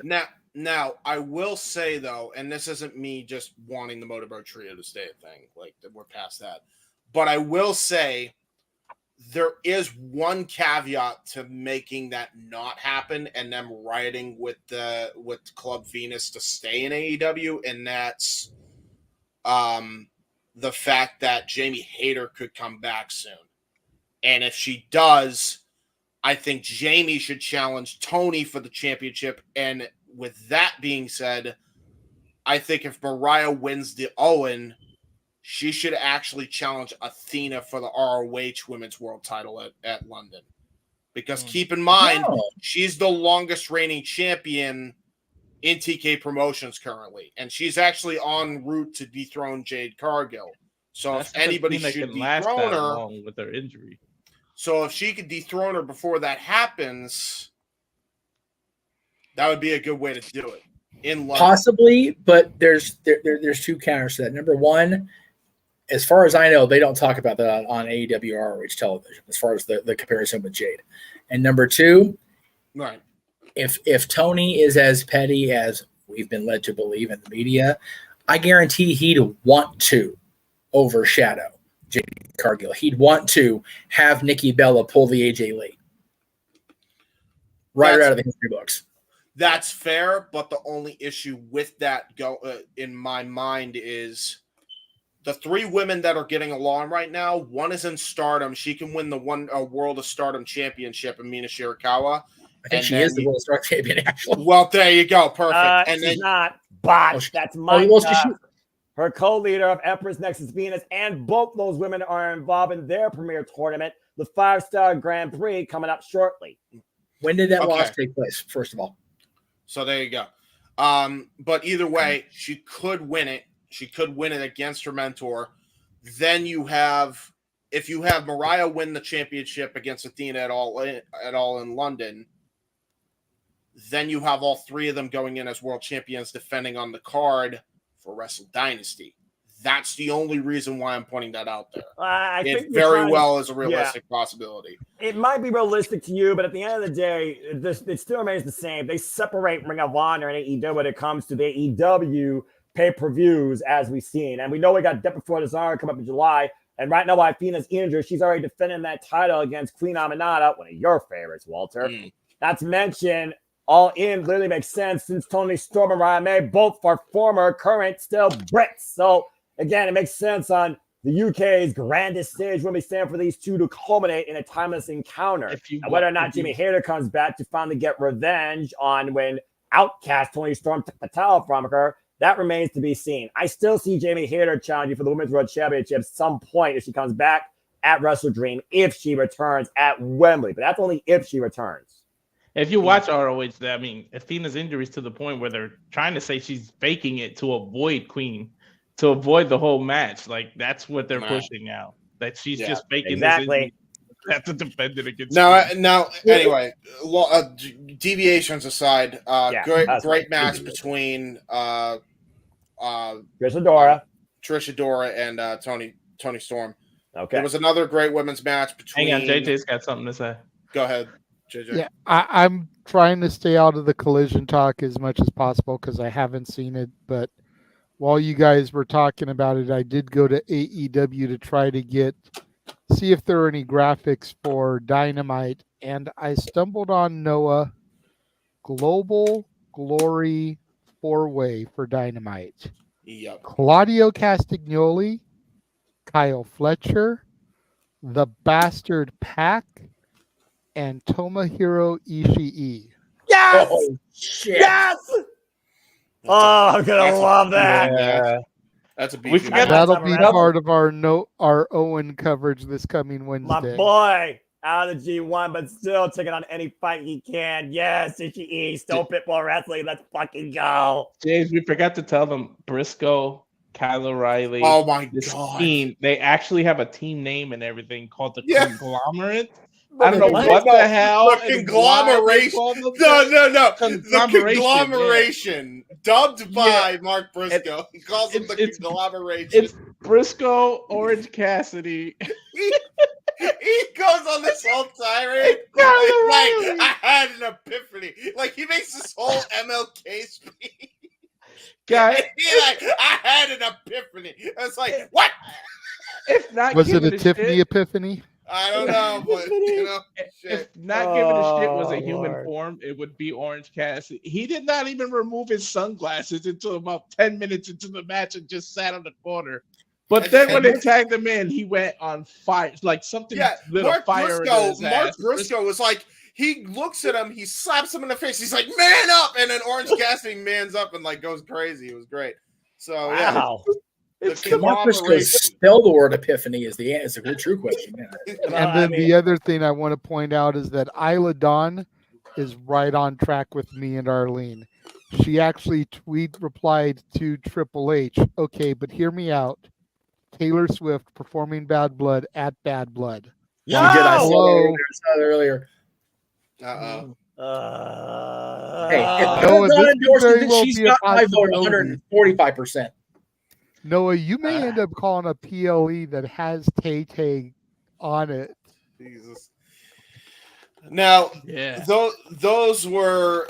There was another big thing that happened while Noah stews about Tay. There was a return. Wow. We mentioned it in passing, so no. we were dreading Jack Off Perry,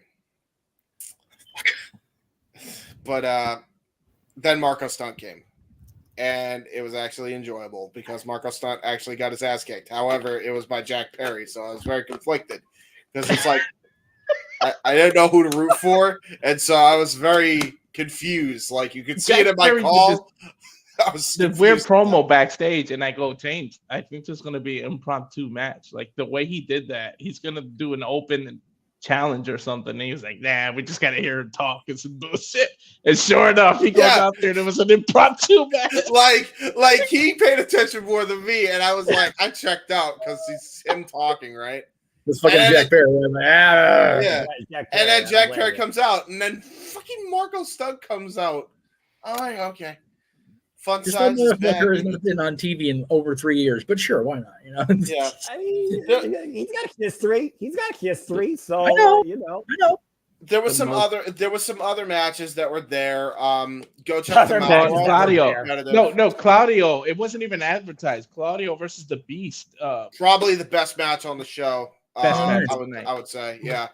It was a really good match. I'm not gonna go. As Claudio Castagnoli, he can't have a bad match. I'm just saying. I'm not gonna go into detail on all those matches, but I'm gonna go straight into the main event.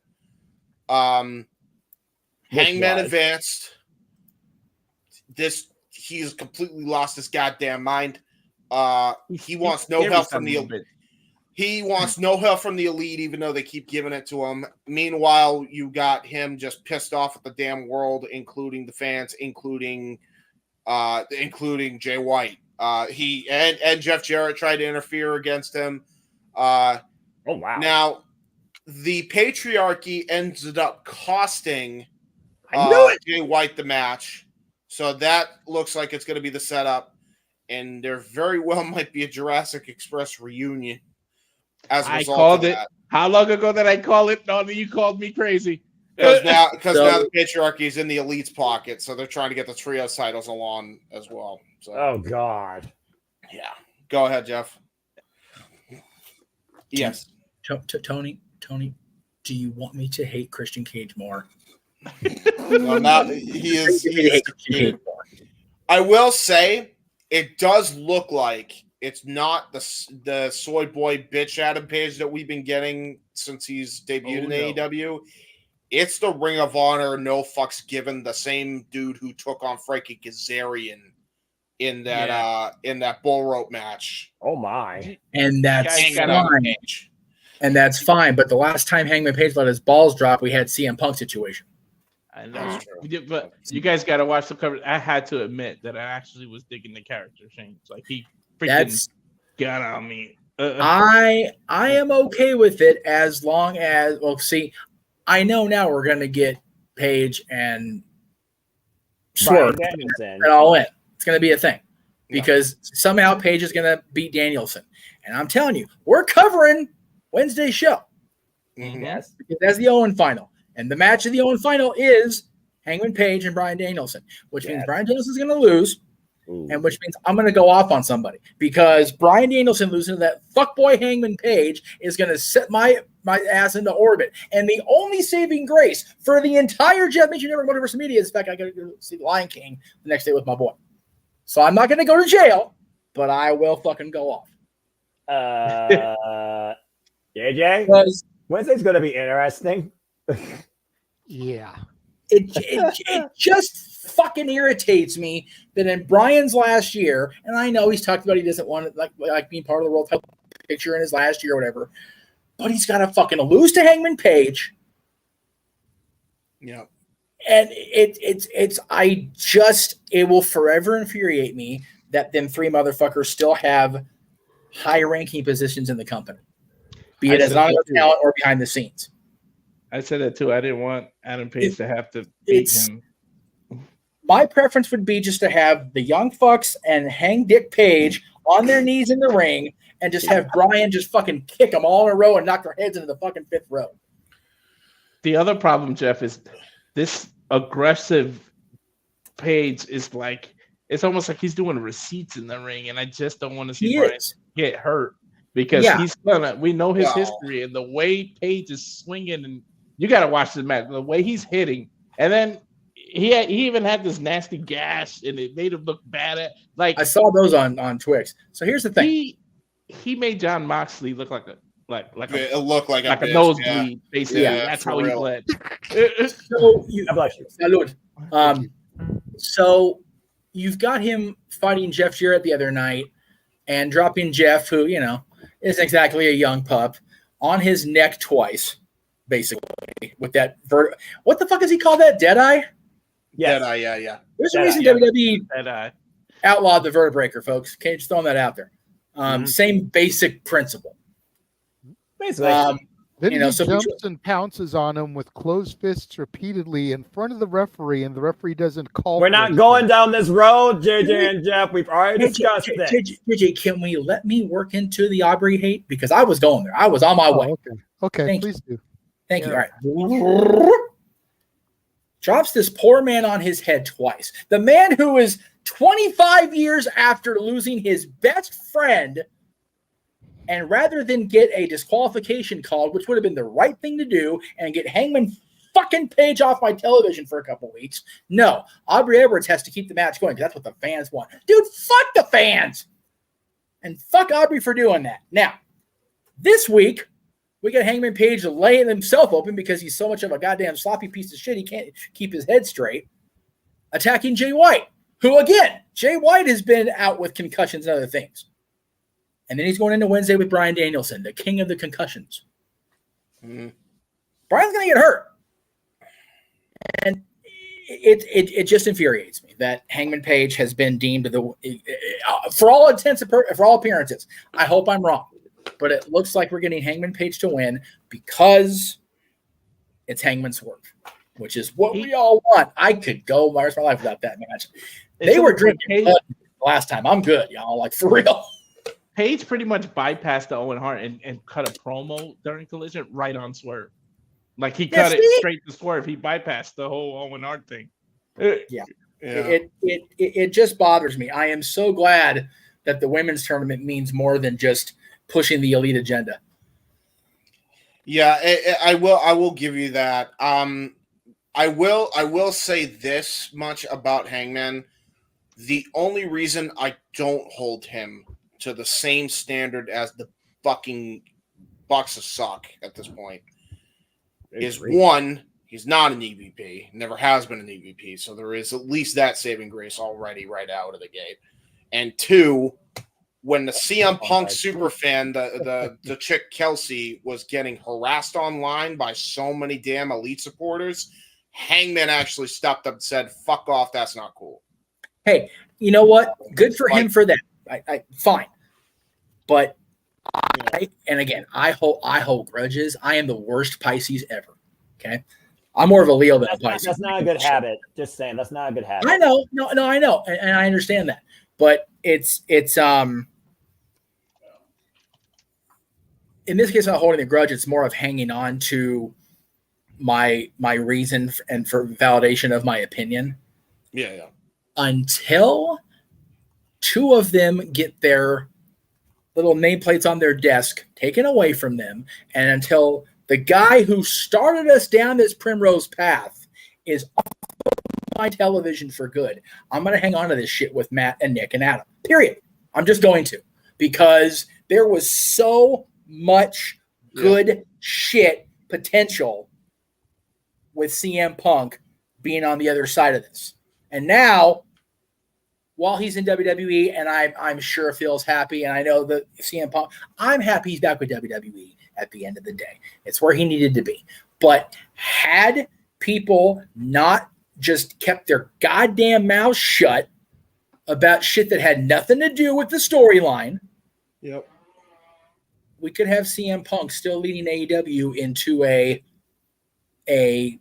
opportunity to at least be competitive. Hey, it's just infuriating to me as a fan of 34 years, as covering this for almost 22, excuse me, almost 22 in October,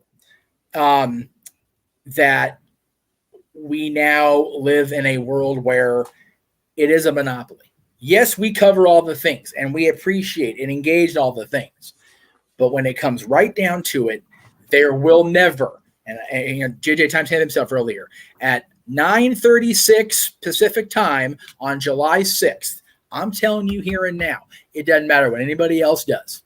There will never, ever be true competition for WWE ever again. And it comes down to one person at the end of the day, and it's Hangman fucking Adam Page. That's why I hold the shit, and I'm going to, because that's why.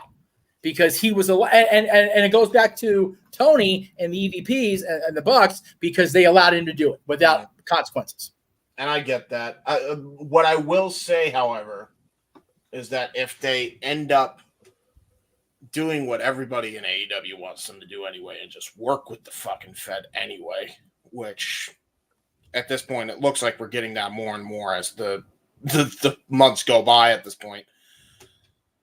Might not be the worst thing, because at the end of the day, they can get that to work.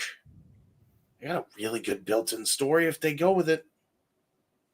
If AEW and WWE cooperate, yeah, then I will rescind my statement at that point. But for right now, I stand where I stand. On my hill, I'll die on it.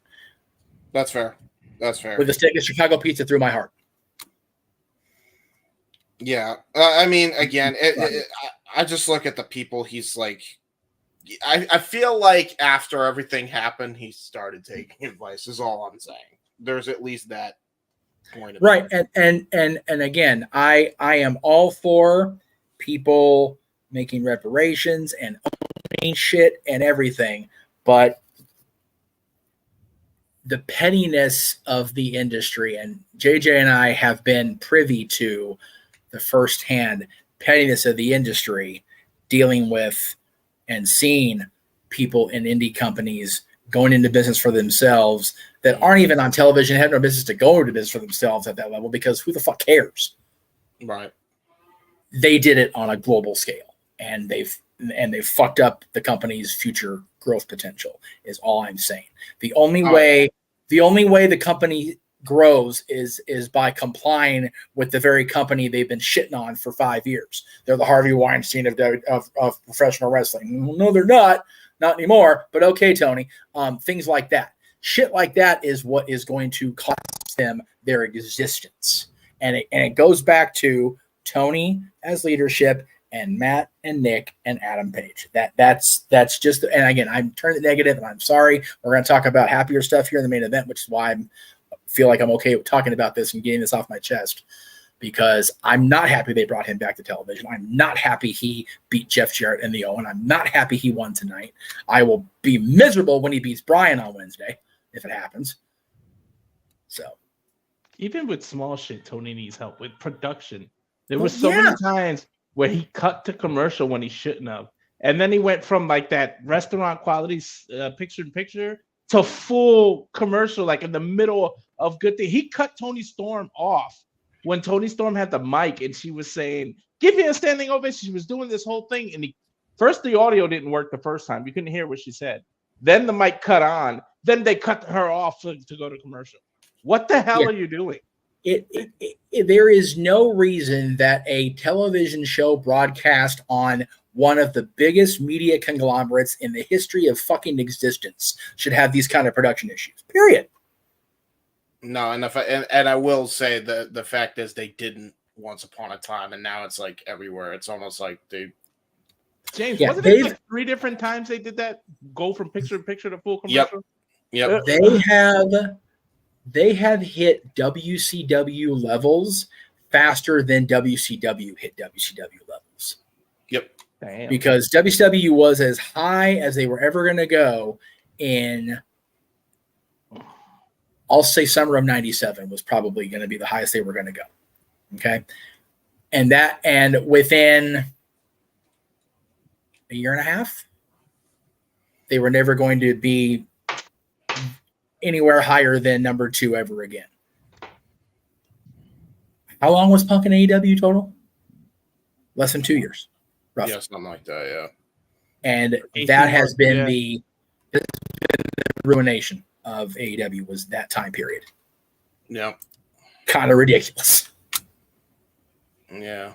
When your highest YouTube video was CM Punk's Collision debut, to let that person walk away with nothing, with like no payback, no nothing to fire that person, let him go to another company was the silliest move ever.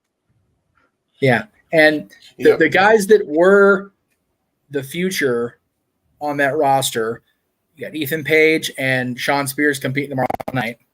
I know, Noah. I'm trying, brother. What? I'm watching America Says. No, you do your thing. You're fine. America Says is fucking golden. I love that show. You got all 7. Yes. So you've got Spears and JJ Page tomorrow night. You've got Britt, who was just brought back to television, so I'm going to give her a pass. God bless her. Jack Perry, who is part of this chaos, so no pass yet. No pass. I still say he's a more deserving champion than Liv fucking Morgan. Well, accurate. That's where you and I will come to verbal blows, but that's you know. Trust me, I can't stand the piece of shit either, but I'll take him over Liv Morgan at this point. I'll team up with you, JJ, on that. I vehemently disagree with that. Vehemently on disagree levels, with that also. Yeah. Levels.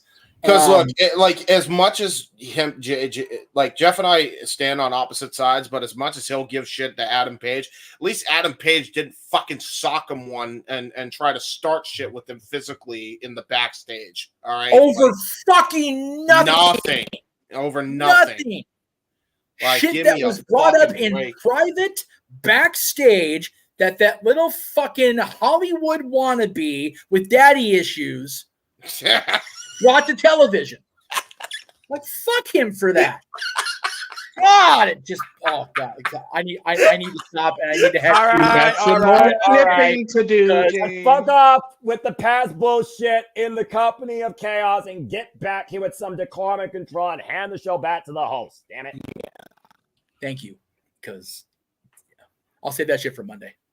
Jesus Christ almighty. On that note, Collision was still good. I sincerely apologize to the panel and to the fans. I'm just... He doesn't like Adam. Oh. All right. I'm not really sure where to go from there. I know. We'll do these couple of super chats that have been sitting here for a minute.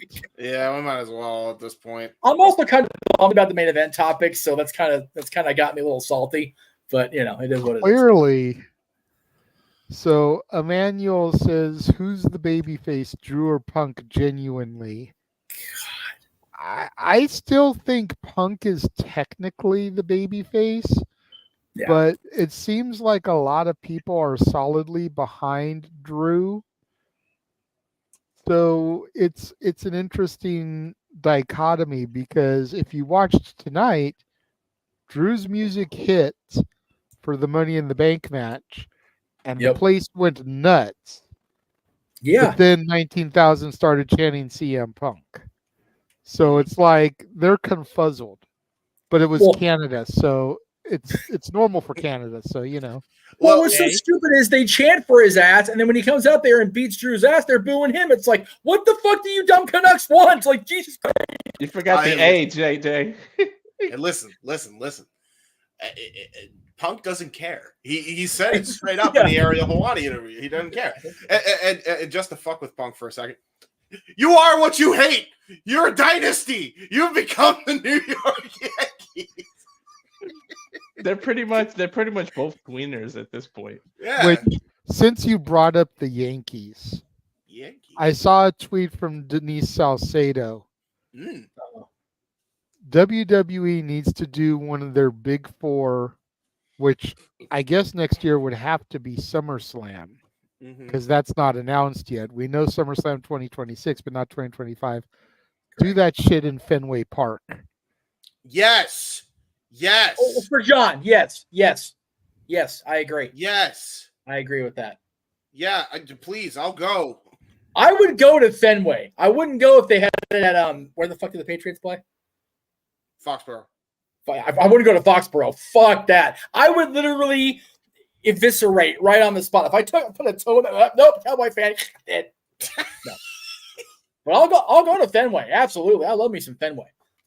Well, I mean, Foxborough's a nice stadium too. Fuck Foxborough and fuck the Patriots and fuck Belichick. Anyway, you're good. Hey, while you're talking over stuff, we have somebody teleporting into the command center via the morphin grid.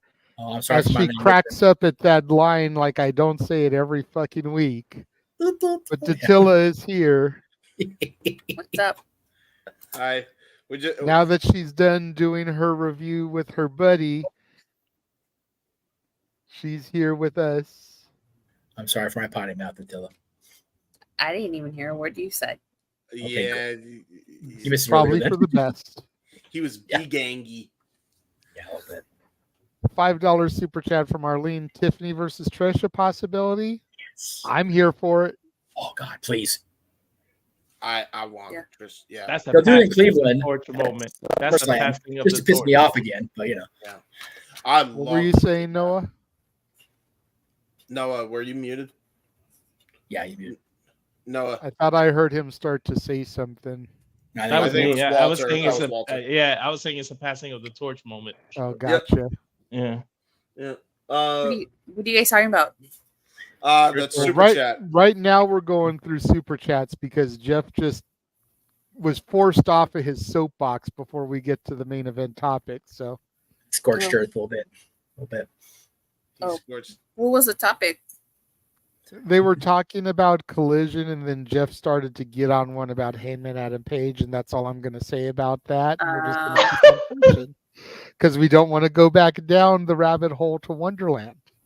Don't relight the wick to that firework. No, do. We'll end up in Neverland instead of Wonderland because Jefferson's hat is purgatory. broken, and if you know, you know. You end up in YouTube purgatory because I will leave off this set. Please don't leave. Please don't leave. I'm sorry. We did get another $2 super chat from Emmanuel. AEW Authority is worse than the WWE version with Triple H. You'll get no argument from any of us on that, and I lived through that shit. That shit sucked ass. That shit was terrible. That shit made me quit. I stopped doing content during that time. Noah was a part of that shit too, kind of for a little bit, because I did a whole rant early on where I said the Authority angle was so bad that I said that Immortal, when we were still doing WIW, would be better than WrestleMania 35. That's how much I hated the Authority angle lasting as long as it fucking did. Accurate. All right. Yeah, I was that fucking pissed. So yeah, no one knows. That shit sucked. I hated that time period. It's literally almost worse than 95. Almost. JJ, I think everyone's got a short fuse today. What the hell's going on? I don't know. Like when I'm actually one of the calmer ones on the show, that's saying something. I'm just tired, and I'm also energetic, and I have a But weird. then again, like I gave my venom during Dynamite. Yeah, that's fair. I'll tell you what, JJ, as you send people to commercial, you guys think about this during the commercial. Here you go. James mentioned 95. What's worse, folks? The Authority era or the Dungeon of Doom? I didn't see the Dungeon of Doom. You're better off. You're a better human being for it. You know what? I look at the Dungeon of Doom with fondness for how corny and campy it is, though. So there's at least a positive there. All I know is I have a friend who has a comment about both those things. A bullshit. A bullshit. A bullshit. You know, the Authority era, to me, I felt like they were trying really hard to get Roman over. Like, that was, like, at that point where, and it was, like, they were just trying to do, like, Roman as the babyface. And I really just didn't like that. I was just like, no, it's like it's just not clicking because they were the whole point. It's me. The whole point of the Authority was just trying to get Roman over as that mega baby face, and it just didn't work. No. Yeah, clearly. No, I agree. All right. So Jeff teased it. We're going to go to commercial real quick. We're going to run our most recent watch-along trailer. Oh, okay. And when we come back, we will get into our main event topic, the huge announcement that was made during the PLE today. What's up, Tatella? I was just gonna ask what the main event was. I didn't know what the top. You didn't drop the topics in the chat. That's because during the day I didn't have topics. I didn't have topics until the show occurred. So, yeah. So we will be right back.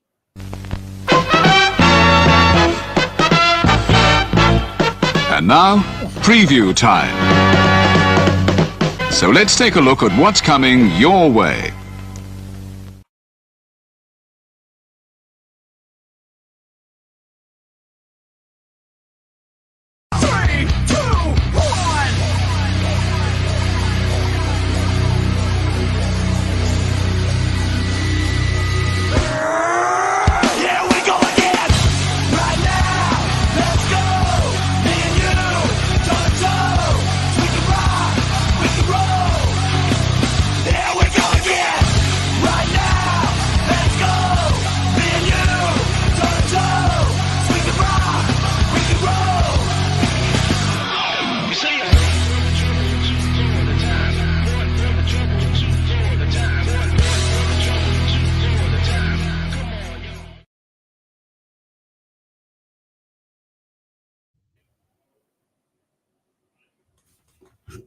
No, it's your cue for all the wrestling and things. It's your cue. You're muted. Oh, sorry. Again, handling other business. Again, folks, you haven't figured out by now what we're about here is all the wrestling, all the wrestling, all the wrestling, all the wrestling, all the wrestling, all the wrestling, all the wrestling, all the professional wrestling. Damn it. And sports too. All right, continue your thing. Back to what I was doing. Let's see. There you go. Well, that's a good topic. That's actually right up Jeff and JJ's alley. They asked America, my favorite Disney movie with a female lead is blank. I can probably figure out all 7 of these. Even though I don't watch movies anymore. There you go. He's enjoying America, says everybody. That's a good one. I got to really rack my brain about that. But anyways. I'll give you a screenshot. So the huge news coming out of the PLE tonight was a bombshell announcement that was made that has Jeff all kind of brokenhearted like Brandy and Wanye Morris. John Cena came to the ring to announce his retirement. His retirement was not tonight, but it will be next year. He went on to give the fans the love and the respect that they deserve, talking about thank you for allowing him to play in the house that we built. He said that next year will be his last Royal Rumble, his last Elimination Chamber, and his last WrestleMania. And he stopped there in ring. We got a little bit of elaboration during the media scrum. He said that WrestleMania will not be his last match, but if everything goes the way that the plan is being set in motion, he will be there from January to December. Looking at between 30 and 40 dates, which if you do the math, there's 52 weeks in a year. If he pushes closer to 40, because we know Cena and we know how he's, Super Cena, he likes to push things, that means he'll basically be there every week. Yes, he still has film projects. He's going to film Peacemaker Season 2 right now. So there's still a lot of stuff on his plate that he's going to be juggling while he tries to do this. But it looks like between 30 and 40 dates is the estimated number right now. So you figure every major PLE, there's 12 dates right there. Probably a couple of Raws and or SmackDowns leading into the shows because gotta build stories. Yeah. The one thing that intrigues me, and he didn't really get into depth about this, I wonder if there's an NXT match in his future. Mm. You know, that's the one area where he hasn't really dipped his toes. He's made appearances there. Yeah. But it would be cool to see, you know, Cena versus Trick. Mm. Something like that to really kind of solidify Trick's status. Yeah. Or whoever the champion is come that point in his run. You know, but I'd like to see John down there putting over the young guys. Maybe it'll get me to watch NXT. You should be watching anyways, Missy, but that's a whole other argument. But yeah, so it's definitely a somber moment, but it's happy too because he's going out on his terms. Mm. You know, a run that it seems like he's discussed with Triple H and Nick Khan and TKO. He said in the scrum that part of the deal was that he would be part of the WWE family for a long time. So even though December will be his last match, he will still be part of the company, doing appearances. Said that when he retires, Mm. sports get hung up in the Cena Hall of Fame. And anytime we see him after that, he'll be in a suit. Oh, wow. Because he said that retirement is actually going to mean something to him. Mm. That a lot of people, when they retire, they're usually injury forced or it's a straight up lie. And within like 2 years, they're back wrestling or doing whatever again. He said that you're not going to see him as a guest referee. You're not going to see him accidentally getting pushed through a table. Once he is done, he is done. Wow. And unlike Shawn Michaels, who came back for that match that people don't like to discuss, I believe it. That never happened, JJ. Oh, no, it did. There is video evidence. Oh, none of us want to remember it. Just because you don't remember it doesn't mean it doesn't exist. I believe Cena. I believe when he says that he is done, he is done. So we're going to go around the horn and we're going to give thoughts about this. And I'll go ahead and I'll throw to Datilla first since she just joined the group. Ladies first. I was going to go to Jeff because I know he has got a lot to say about this. But okay. Ladies first. Well, it's no secret, John Cena is probably it's my favorite wrestler. You know, I grew up with John Cena. John Cena, Randy Orton, Rey Mysterio, if you want to add him to there. You know, I was 9 when he debuted. To see him grow from the prototype to Dr. of Thuganomics to Chain Gang Soldier to the leader of C Nation to Super Cena to Hollywood Cena, where he is now, it's just been one hell of a ride.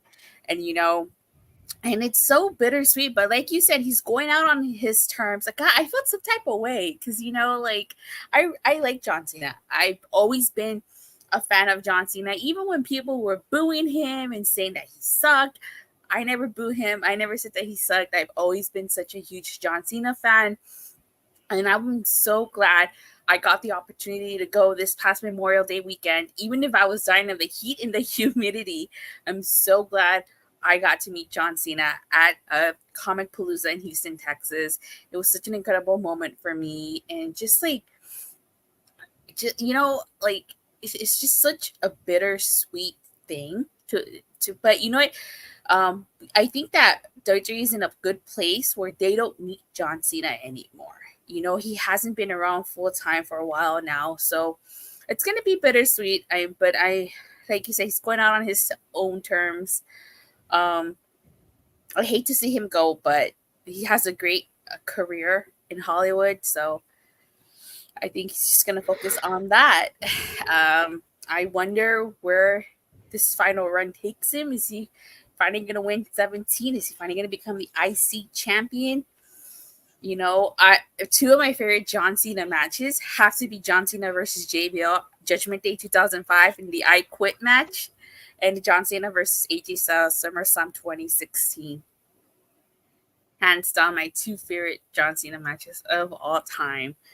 You know, I hope I get to be there for his final match.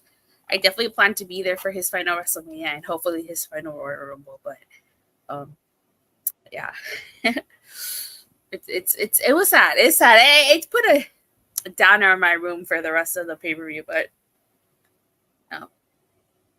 Well, unlike you, I was definitely one of the ones who was very loudly booing him for quite a number of years. Because I had, as the slogan became, seen enough. Seriously, you can ask Jeff. That's part of why I walked away when I did. I was sick and tired of the same people being shoved down our throats, being given championships, and there was this crop of guys that weren't getting the due they deserved. And even if they were getting championships, they were like CM Punk with the World Heavyweight title. Like they're there, they're the champion, but they're not really the champion. Guys like Dolph Ziggler. Guys like Cesaro. Guys like Jack Swagger. Guys like Kofi, who didn't get the championship until what year? 2019. So 5 years after I stopped watching, they finally gave him the title. Yep. That was part of why I walked away. So it's kind of bittersweet to me too, because much like the rest of the WWE universe, in his absence, I've been able to soften on him. I've been able to come back, and when he makes his returns, I'm happy to see him because he's not there every week being shoved down my fucking throat. You know, and I didn't say anything on the air, but thank you, Noah, for being quiet and allowing me to call and relay what he was saying in the ring. You know, I got to do that. I got to have that moment, and that meant a lot. It's weird, you know. I think it's gonna be bittersweet for everybody because you've got Emmanuel in the chat who during the watch along is typing na na na na na na na na hey hey hey goodbye. And then you've got Arlene with the ha-has talking about check on our truth. His childhood hero is retiring. Oh no, that's true. That's true. You know, and then you've got myself. You've got Jeff, was just as avid of a Cena hater for a while as I was. He came back around a lot quicker than I did. But there was a good hot minute where he was with me on that bandwagon. He was on the F John Cena train. You know? You Final stop, West Newbury. Yeah. I mean, it doesn't help when you have the guy booking you too. And I think a lot of people kind of saw that after a while. Like, it's not him. You know? Can someone explain to me how John Cena is retiring before Billy Gunn and R-Truth? Right. I don't know. I got no goddamn clue. Okay, Tomohiro but Ishii, see, too. to counterpoint you, James, while he may not have been the one holding the pen, there were a few times that have been documented, and he Nexus? has said as much, where he pulled the Hulk Hogan and was like, that doesn't work for me, brother, and booked himself to go over in certain situations. Yep. NXT versus the Nexus is a big one. Yep. Yeah, I know. A-Rai is a big one. Mhm. Swagger is a big one because apparently they wanted Swagger to cash in on Cena and he said no, and then Swagger cashed in on Jericho. So again, going back to my point, a lot of the people that I was championing were people that he was putting his foot down and saying, no, I'm not losing to them. I didn't know it at the time. But these are the people that I was really behind. Yep. That just made it all the worse when I found out about it. Yeah. Go ahead, James. Give your thoughts on this. I will say, in the interest of fairness, and that's the only thing I'll say about the whole rightful indignation against Cena.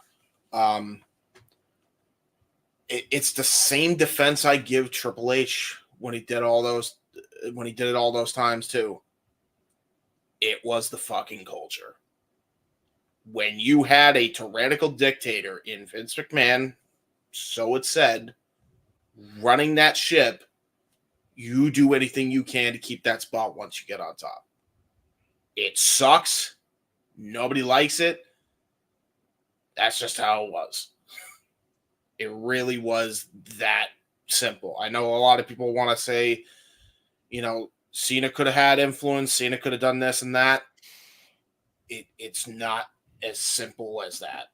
It wasn't as simple as that then, especially. It was really hard to get that spot. And once you had that spot, you wanted to do everything you could to protect it. And that, unfortunately, required a lot of people to get buried for that to happen.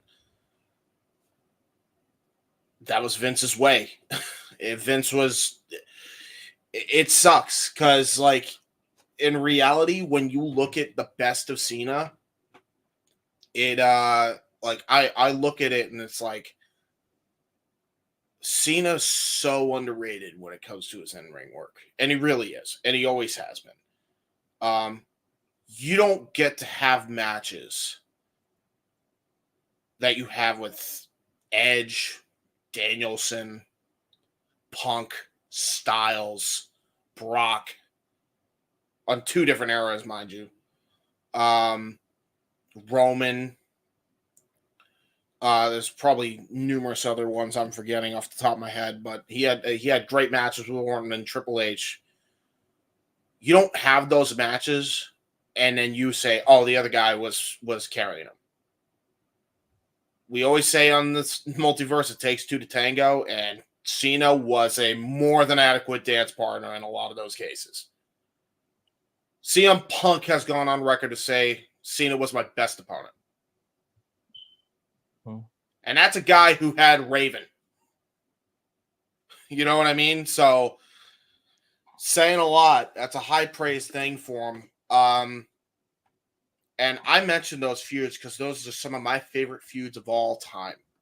Some of my favorite feuds was Cena and Edge, Cena and Punk. I mean, dude, I got back into wrestling full time and stayed longer and probably preserved my lifeline because of the Punk Cena story.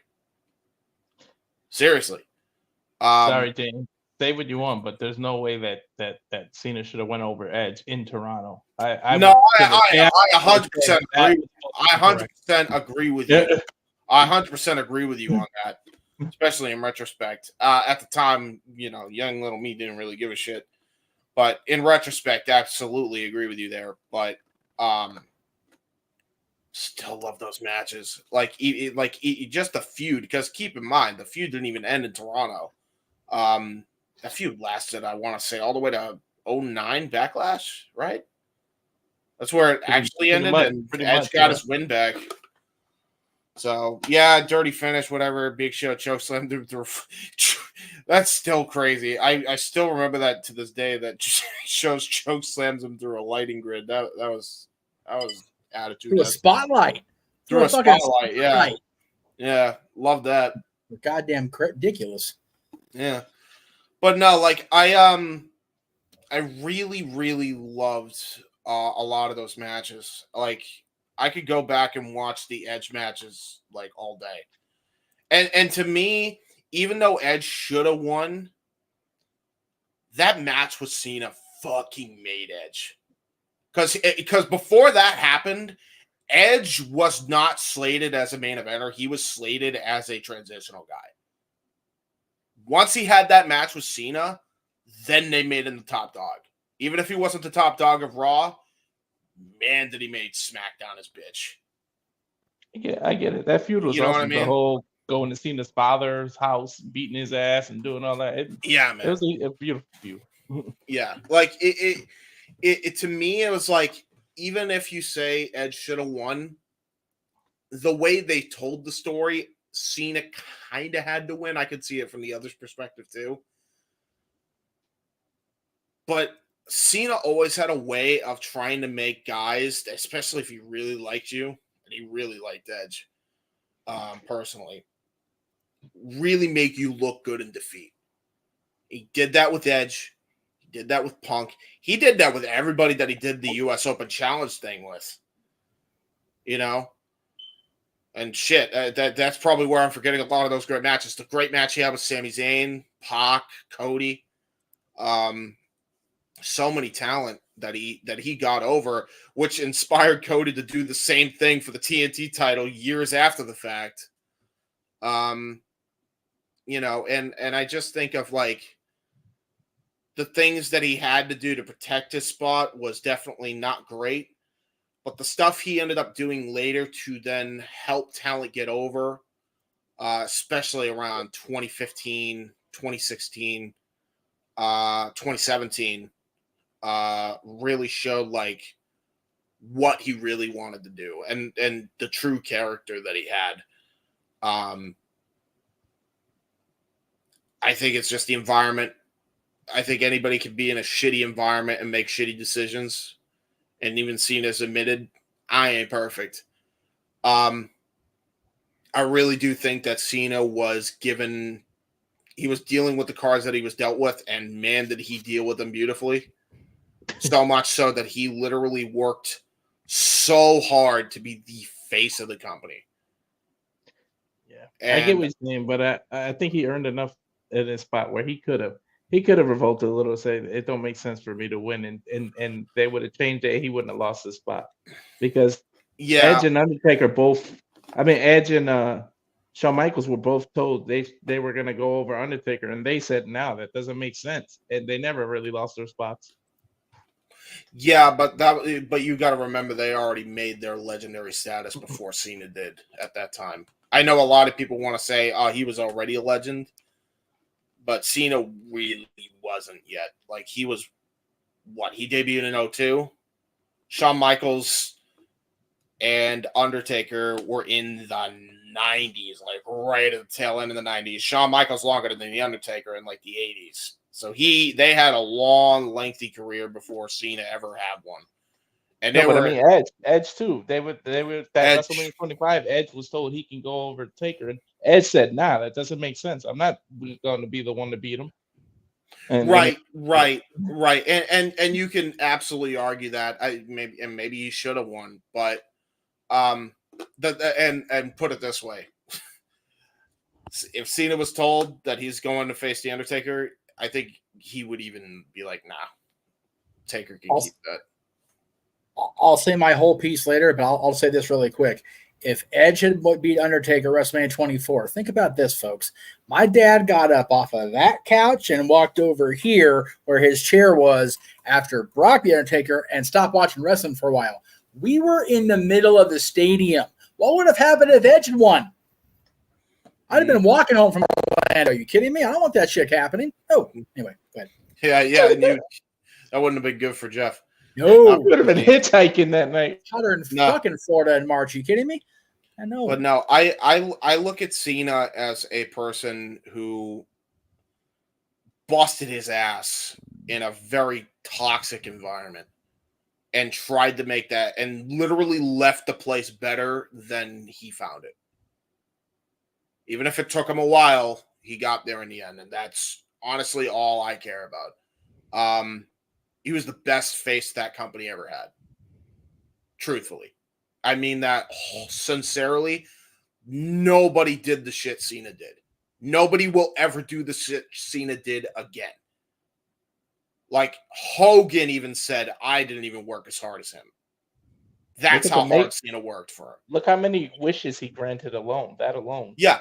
And not even just the Make-A-Wish wishes. The media appearances, he was the salesman. And he had the perfect, he was such a perfect salesman. I swear he could have sold used cars that had shitty ass battery life and sold it as the greatest thing you'd ever seen, and that dealership would have been the best in the market.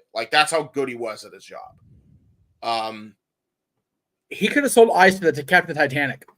Yeah, he was doing so much shit, and he did it all with a smile on his face. He was constantly active. He was a workaholic. He even said that. Even Vince was like, I want you to step back. And Cena, 3 separate occasions, told him, no, it's not time yet. Because he wanted the influx of talent. And I think Orton, and Punk was pushing for that influx of talent from the indies to come in. Because people forget, Cena started from the indies. He trained with Joe and Daniels and those guys, you know what I mean? Frankie. Yep. So I'm just saying, we were there. You were there. That's why I bring it up. So yeah, man, I look at Cena's career as best company mascot the company ever had, best company face the company ever had in a very toxic time. And that alone, I think, is Hall of Fame worthy. Thank you, Cena.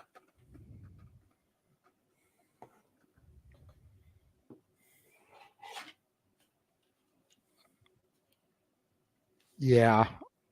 I apologize. No, I was stalling for a second because you talking about him being a company man and everything, I will forever remember this image. Mm. And that says everything you need to say about John Cena, the company man. Is that who was that? It's Connor, isn't it, Connor? No. It's that was some Make-A-Wish kid who was battling, a life-threatening illness, as Make-A-Wish kids do, during COVID. And he's still there granting wishes, masked up. Yeah. That's everything you need to say. Dude, what is crazy about that too as well, and you bringing that up, I want to say this as well, because Make-A-Wish should be the most important thing. I'm glad Walter brought it up, even though it's not the only thing Cena did. But there was a image of somebody doing that for a Make-A-Wish kid. Toby from the Sidemen, Tobe Jizzle from the Sidemen, did one recently, and he was bawling. He had to leave the room. It was that bad. It crushed him because he's seeing this kid going through such an illness that was a fan of him. Right? Oh, God. Sorry. Getting sentimental here. Take a breath. And he's seen this kid battle through illness, and he, is living with that feeling of burden and responsibility and guilt. Cena had to live with that with every kid he ever visited every single day. I can't imagine how tough you have to be that kind of person that Cena was. Yep. Like that alone makes him a fucking like legend, period. Not just in wrestling, in life. Fuck the wrestling. Who gives a shit? That alone makes him a better man than I could ever dream of being, man. Ugh. So yeah, I gotta thank you, Cena. Noah, follow that. Sorry. Follow that emotion.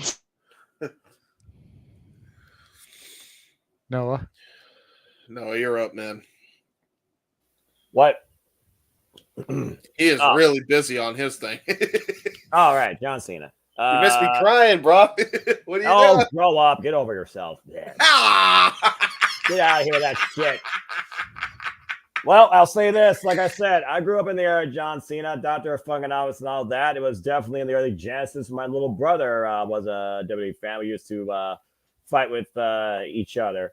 I mean, again, he always wanted a pair of jorts. And as Cena said during the press conference, he's going to retire the jorts as well once he's done with this.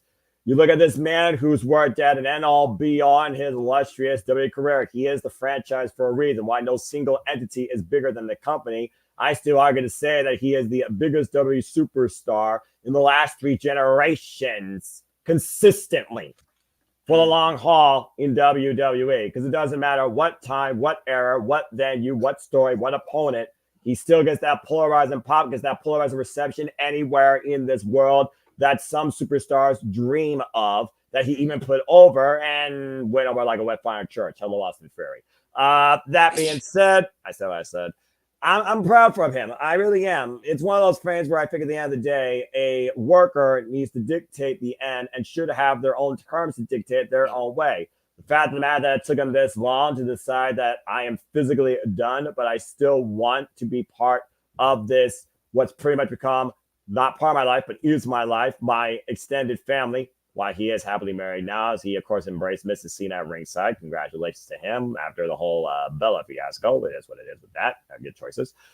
I'm happy for him. I really am. To kind of highlight a couple of my favorite matches of all time. I mean, having Marinello call him and AJ Styles at one of the greatest wrestling matches ever, don't at me, still warms my heart to this day, and it's still one of my top 5. You also call another one with I Quit, the man that truly encompassed never give up, might as well retire the I Quit gimmick once he decides that his time is up. The only person that truly never quit on anything in his life, no matter how turmoil, how bad it was, even on the personal stuff, especially that stint with 28 for 29. Don't talk a lot about that, though.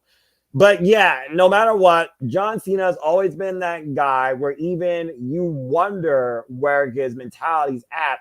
He tells you not to worry. I mean, I still remember him and Shinsuke Nakamura and the fear when he dropped him on his neck, but Cena said, don't worry. He's a guy that has never held any ill will against anybody, and it's never necessarily affected him ongoing, nor has it affected the company ongoing. He's seen the worst of the place, and now he's here at arguably the best of the place. I'll say it as I see it. This is probably the best that he has ever been in the entire existence of the business, from a corporate standpoint included. And that's some crazy shit.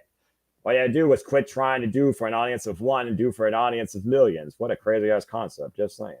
But yeah, I'm extremely happy for John Cena. It does make me wonder, though, what is his last Raw going to be? In 2024, we said goodbye to the icon Sting. We'll soon say farewell to American Giant Brian Dales. In 2025, we say thank you. We no longer will see the franchise John Cena inside a WWE ring in the same capacity. Not special guest referee, not commentary, ring announcer, referee, done, period, end of sentence. I'm very curious to see what that end road concludes. Does he finally make the Grand Slam? Does he get number 17? What is the other side of him on the marquee, considering he's going to give us in-ring action? And will it just be within WWE? Or do we expand the prohibited portal and see him face others outside the company? TNA, just saying. Got that matter.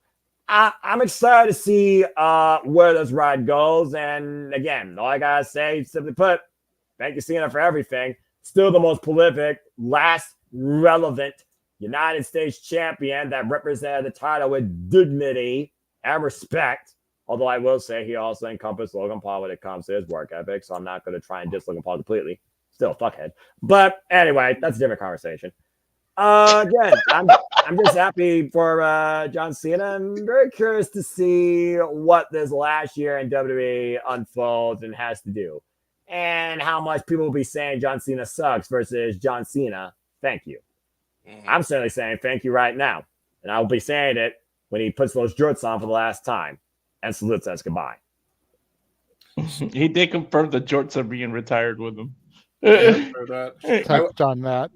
Just to lighten up the mood a little bit. So if John Cena sucks, does Miss Cena blow? Sorry. I had to make the joke at least once to lighten the mood. Look to your left, man. There's a lady next to you, brother. That's true. Hey, fuck? Hey, come on now. I said worse, to be fair. I've said a lot worse.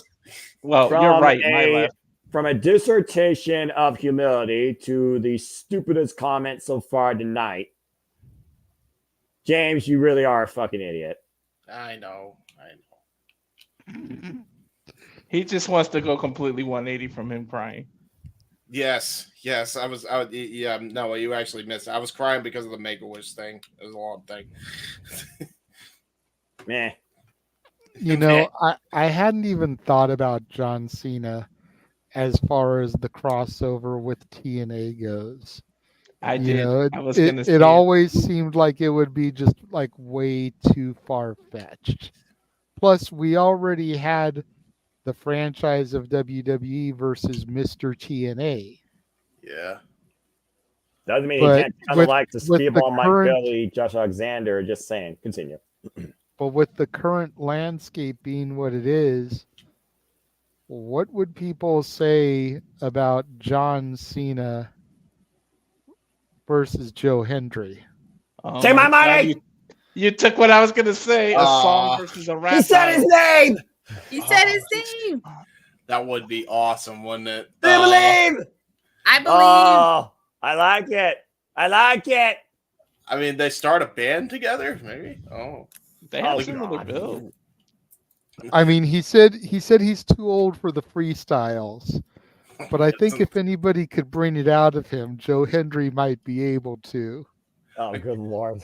I got it, everyone. I got it. Hear me out. Oh shit, here we go. Ready? We'll get Joe Hendry on vocals, John Cena with the rap vocals, and then we'll get Elias on guitar. We'll have everybody just do instruments. We got to get everybody that does an instrument gimmick, and we'll create a band, right? And then they'll create a, they'll be the next Linkin Park. It'll be great. They'll have to do the next WWE's version of We Are the World. Yeah. Oh, Oh, it would be better than their Christmas theme that they did ages ago. W doesn't know what music is since Jim Johnson no longer is part of it. Hey, CFO was good too. And Hey, you talking about the Christmas stuff? Anybody else remember a jingle with Jillian? Pepperidge Farms remembers. We don't talk about that. I love that. I love that. We broke Jeff. We broke Jeff. Jeff did have his hand up. I think he's No, about to he yell didn't. you He out was worse saying than me. check, please. He was saying check. Yeah. Please. Check, please. Oh, check. All right, Walter, go ahead and give your thoughts on this blockbuster announcement. I was on the U, and I was on the U and Jeff band. I never liked Cena, especially when I met him, and he was a dick. But I soon, as I got older, I realized he was just keeping kayfabe alive because he was a heel at the time. It was like he was only like a year in the business, so kayfabe gotcha. is alive. So I get it. But yeah, man, this is a blockbuster announcement. I want to see him just break Ric Flair's record. Just go for number 17. You might as well. And because records are meant to be broken. As an advocate that said, I don't like that Undertaker's record was broken. I don't mind you breaking Ric Flair's record because those of you that are real wrestling fans like us, you know that that's not really the damn record. It's WWE being a dick and not counting some of Ric They are Flair's counting Rambling Rick Rose. God damn it! How dare you? See, that was what I was just going to say to piggyback off that is like, even if Cena does get another one, It doesn't matter because Tony Khan, one of the few things that motherfucker has done right, has shown the world that Flair has got more than 16 championships. Yeah.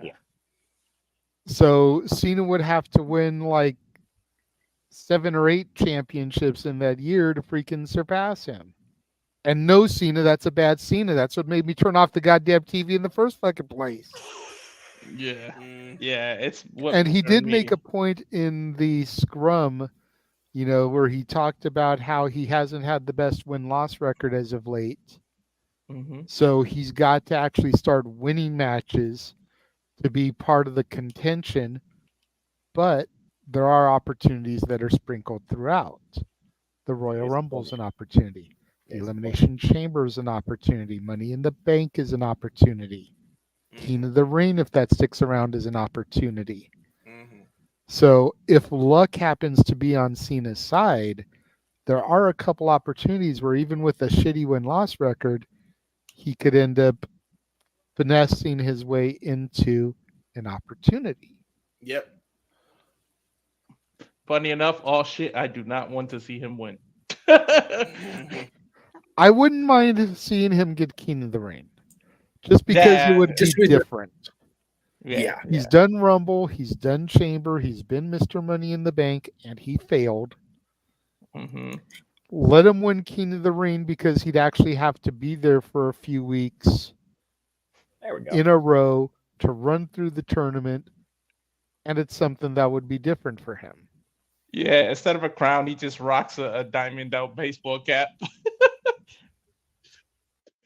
It would be dead. They could do some shit with it. But yeah, I mean, we said the Undertaker, Triple H, Shawn Michaels, they call that the end of an era, but this is truly the end of an era. The John Cena.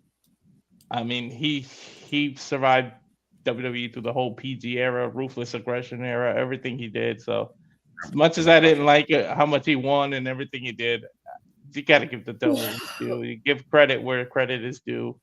So, like you said, James, thank you, Cena, and all this stuff he did. He is the best advocate for being the face of WWE with all the Make-A-Wish and everything, and then hopefully he just keeps going into the movies. He said it's the end of his in-ring career. He'll always be part of the WWE family. So whether it's a backstage like producer role, he just won't be refereeing and all that other stuff. He said, but Yeah, before to ask him. Well, that and the fact that he's on voiceovers now, like every car commercial I ever hear, he's Every on a Honda car commercial. Yeah, every Honda thing, and he's now seeing him fight Homelander in Mortal Kombat. No, with assholes who draped themselves in the flag. It's like, holy shit, what the hell is he doing in Mortal Kombat? Right? Good for him. Mm-hmm. Peacemaker, baby. I mean, the Honda stuff isn't that big of a surprise. You know, he's a big car nut, so. That's fair. That's fair. Yeah. He had a loaded at WrestleMania 23 with a freaking Ford Mustang. He had a YouTube channel dedicated to all his cars and everything. So he used to show. I did watch that. And that dumb motherfucker actually drove that car himself and did that stunt. And Pritchard about popped his shit. You're gonna what? Like you're gonna risk the main event, dude. Like what are you doing to us? Yeah, another one that I say so Sean should have won that. I don't give a damn what you said, but Sean said he didn't want to win the titles anymore. He told Vince that. I think if Hunter had not torn his quad because that was going to be the match, I think Hunter would. Yeah. My opinion, don't work for Vince, thank fucking God. But just I'm of the belief that Hunter would have won the rematch in Detroit if it had gone down. Yeah, true. I will. Fuck, there was a point I was gonna make when you. Oh yeah, shout out 5 questions with the champ real quick because that shit was. Oh yeah. That shit was. We totally post that shit on XMV and did it every week with a different host. Every fucking week. Dude, it was hilarious. It was so good. I had not laughed that hard in anything in age. Dude, if he does not, after all this shit that he does, like go into stand-up comedy and do the shit he did kind of on 5 questions, I'm shocked because he's so funny. Like, he's up there with Bill Burr levels of funny. Like, seriously. Dude, that was good. And one of the better parts of that 5 question segment was every time he swore Brawler's face to come up. Brawler. Yeah, Brawler. Brawler. Yeah. Brooklyn Brawler's face just. What the fuck, Lombardi? What you doing here? Get out of here with this shit. But yeah, that started as a rib. That started as a rib. Total rib. And then fucking Vince laughed, and he's like, well, "Now you gotta go with it, bud." And Steve Lombardi's like, "It's like up. You gotta punch back to the old man. Now you gotta do it every time." Yeah. Bitch. I love that. What we get for being creative. Yeah. Now, I'm just glad he gets to go out on his own terms, no injury or anything. So he earned my respect. Salute to you. Now go make some Ernest movies, because damn if you don't look like that guy.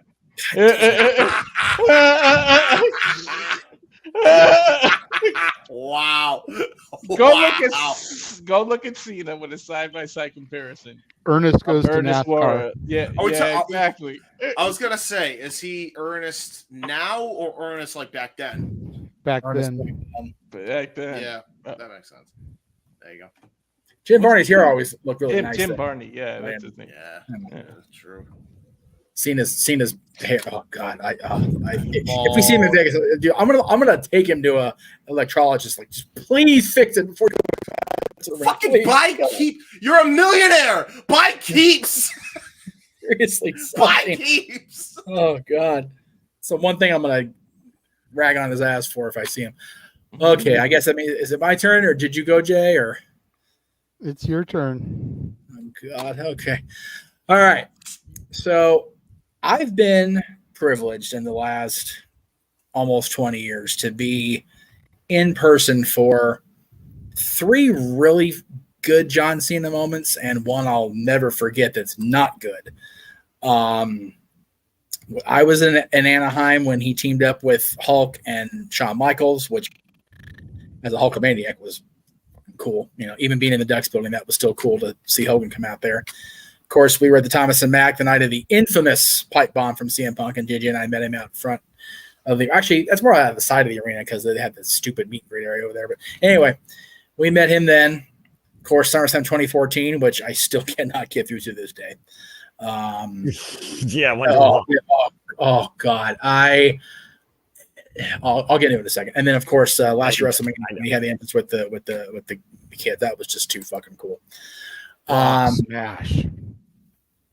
Yeah, it's no secret that Don and the Casa have been acquainted for the better part of 13 years now. God, that's crazy shit. Because it was around the time of that pipe bomb promo that we really got acquainted. So we've been through the shit with the boy. Aaron's wife at the time had to help Aaron and others drag me out of the Staples Center the night that he and Brock had that ridiculous one-sided nonsense. Awful. It was awful. It was just awful. Got out of hand. Was what it was. But we've within the greater Jeff Meacham community, before we started calling it a multiverse, we've been very privileged to get to interact with him, limited basis wise, but he's a busy guy. We're busy guys. It happens. I've known this was coming for a while. I just wasn't prepared for it. Obviously, like I said, I've been verklempt all day now. But I am. Take that goddamn image out of the studio. Get that shit out of here. God damn it. I will not. Damn it. I hate it so much. Did I tell you? I know. No, I've been seeing it for a better part of 10 years now. And like he even told me, he's like, yeah, I can't even argue with it. I can't. He even does his facial reactions. Dude, what's so bad is that picture is definitely post Rollins because his nose is like this big. So that's what gave me Ernest face was freaking Rollins taking his knee upside his nose. Fuck. I have no idea what's happening. Broken James. That's it. That's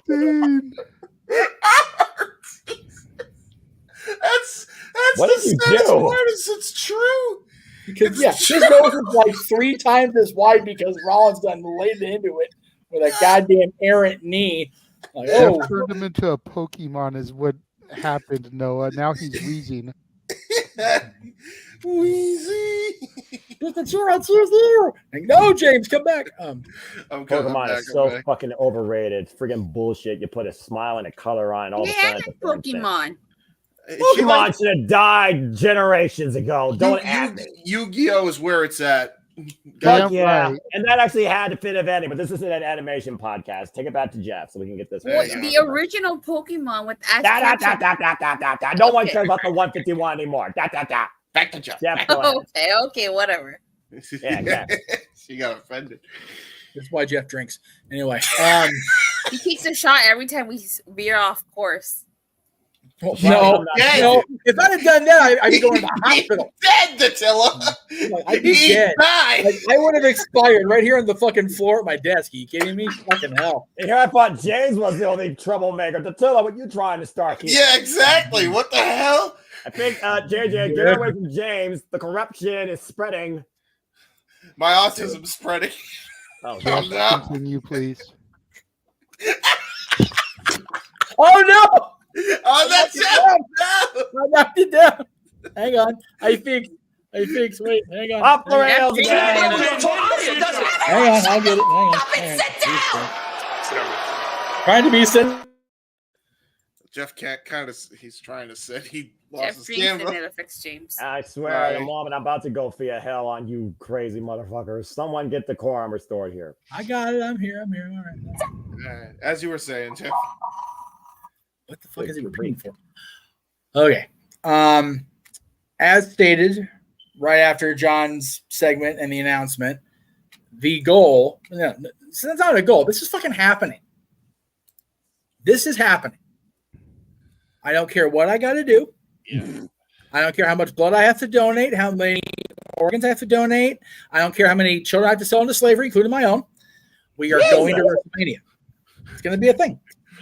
How long ago was that picture? That was the night of the CM Punk pipe bomb. Oh, 2011. Yeah, No. that's the picture in this graphic. It's in the upper right. That's the same picture. Oh, okay. But yeah, I edited it because I found a really good long shot of SummerSlam 2021 and just went with it. But yeah, that's the goal, is to get at least the dads, because we're within close proximity. It won't cost. Getting there won't cost so goddamn much. It's just actually going to the show will cost so goddamn much. And it's going to go up down in price. So thanks for that, John, you fuckhead. Appreciate that. Oh, man. Vegas is about to profit more than ever. It's he's got anywhere from 30 to 40 dates. That's going to be WrestleMania week on its own. Mm. It's going to be like 25 shows that week as it is. We'll turn into the John Cena car show. Yeah, no kidding. But yeah, it's one of those things, being acquainted with him outside of the purview of the public or whatever. You get to find out some shit that you don't necessarily think you'll get to know if you're just a fan or you do a meet and greet or whatever. We've been lucky. As far as I know, both of our kids, JJ and I, have met John now. Yeah. He is every bit the good guy that you all have said he is. He is a next level human being. And what James said was right on the money. He has been the best face of this company, the WWE, that there ever was. For all my Hulkamania and all my fandom of Hulk Hogan, a lot of drama goes along with Hulk Hogan as the face of the WWF. Steve Austin, brother. Yeah, and Steve Austin, Rocky, Hunter, Randy Orton, Roman Reigns, all those guys.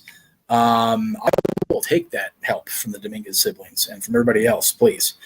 And Daniel, I promise you, this is it. Daniel, I will gladly use the super chats if you start spelling my name right. We're going to get super chats to get Daniel a spelling class to get to spell my name right, but I love you for that. I love the suggestion, but literally, Meacham. The right spelling's right there and right here every fucking day. It could be your alter ego, though. Jeff Meacham. Meacham. No, because there's Meacham as it is, because because they still won't let that fucking booking name go away. So Yeah, no, true. Meacham. I Anyway. think they're keeping that against you, like as a rib on you. I think it is too, because I know Hunter and his mind is sick and twisted. Damn you, Paul. Anyway, yeah, John is a class act. I would hope that anybody that comes along after him can follow his example, not just the character, but the man. So you're just ignoring Cody Rhodes and everything he's doing? No, I'm not at all. That's not what I'm doing at all. That was kind of I didn't appreciate that, as a matter of fact.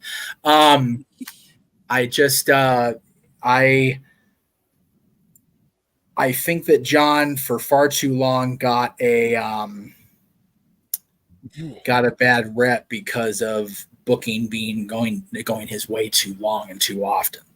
You know, JJ and I were in the crowd at SummerSlam 2010, and even being a fan at that point, it was like, what the hell is this booking? We just completely torpedoed the best heel group to come along in over 10 years.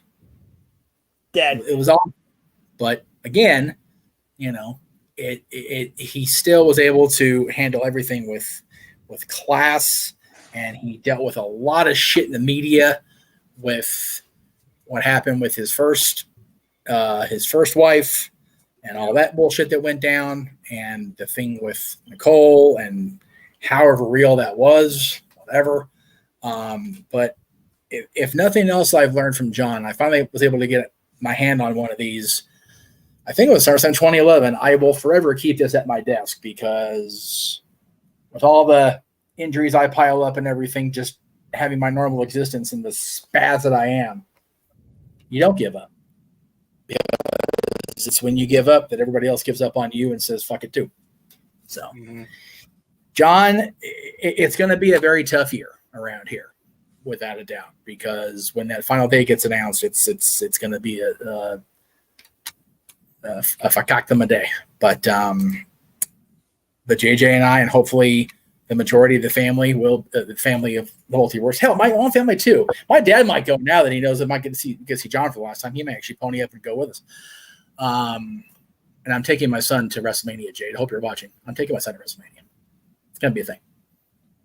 I will fight to the death in front of a judge if I have to. I don't care. Fuck. I'm going. And I'm taking him with me. But very happy for him. Like you guys all said, he gets to go out on his own terms. So that's super cool.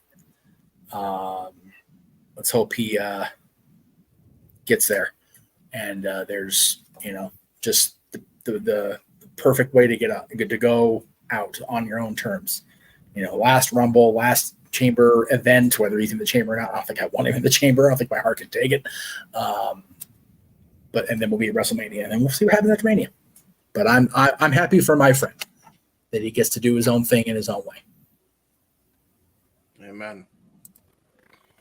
What I would like to try to pull off, if there's any way, would be to be his first interview after December next year. That would be nice. That would be nice. That would be very cool. I would hope that there's a couple people. There's somebody on the other side of the gender of the roster that had her contract expire. We've been friends with her for a while. I would love to see her appear in some capacity, in some way. But that's a whole other discussion for a whole other show. But I would like to think that, end of next year. You know what? Our anniversary shows always seem to pull out the craziest peoples and guest stars. Just saying.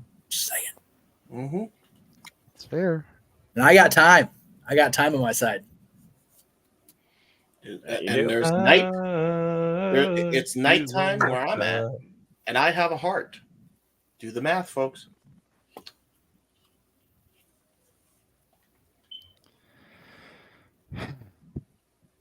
All right.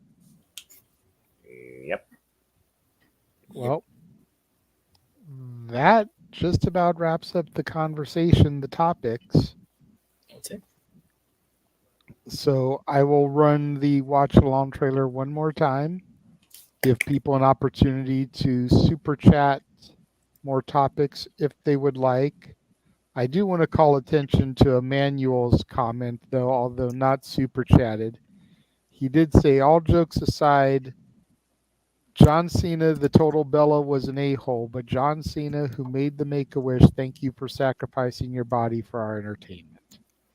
How dare you? So even Emmanuel. How dare you disrespect Deacon Stokes like that? Well, no, this is where the knowledge is not power. This is where the knowledge is fucking burden, because the Bella stuff was bullshit and it was TV manufactured. So yeah, take it how you want to, and then go to commercial before I get myself in more trouble. Okay. Okay. And now, preview time. So let's take a look at what's coming your way.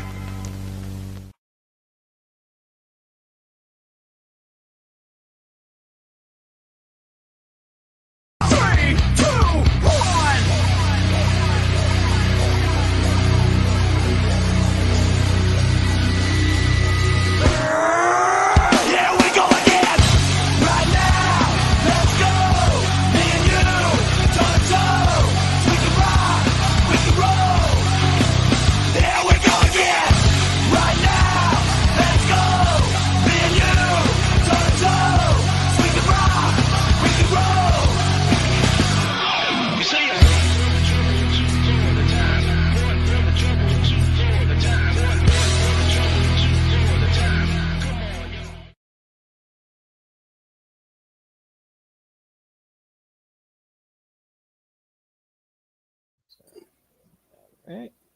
Oh.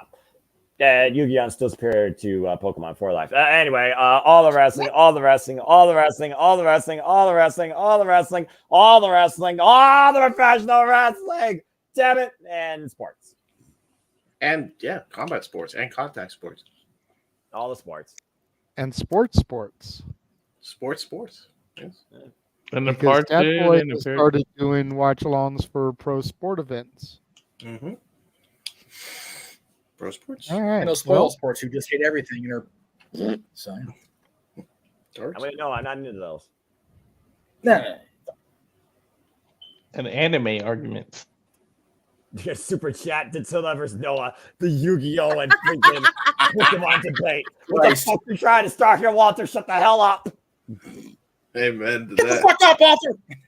We're not trying to get one of this at the end of the year. Look, I like Yu-Gi-Oh! I like Pokemon. I like Yu-Gi-Oh! So there you go. Who's your favorite Don't Monster? I like ending the show when we can, since we're done with the topics, but that's just me. That's a topic for another day. All right, so we get super chat. I'm gonna try and make sure we close this thing out before. Yeah, let's chill and get out of here before the super chat starts. Come on, chill. Shut up, chill. I'm ready to get some sleep. Follow the Cleveland Combatant on Twitter at Walking Hymnal, on Instagram at Malomangram. Follow the resident Big Baller, who was supposed to be here tonight, but don't know what happened. I think he dozed off.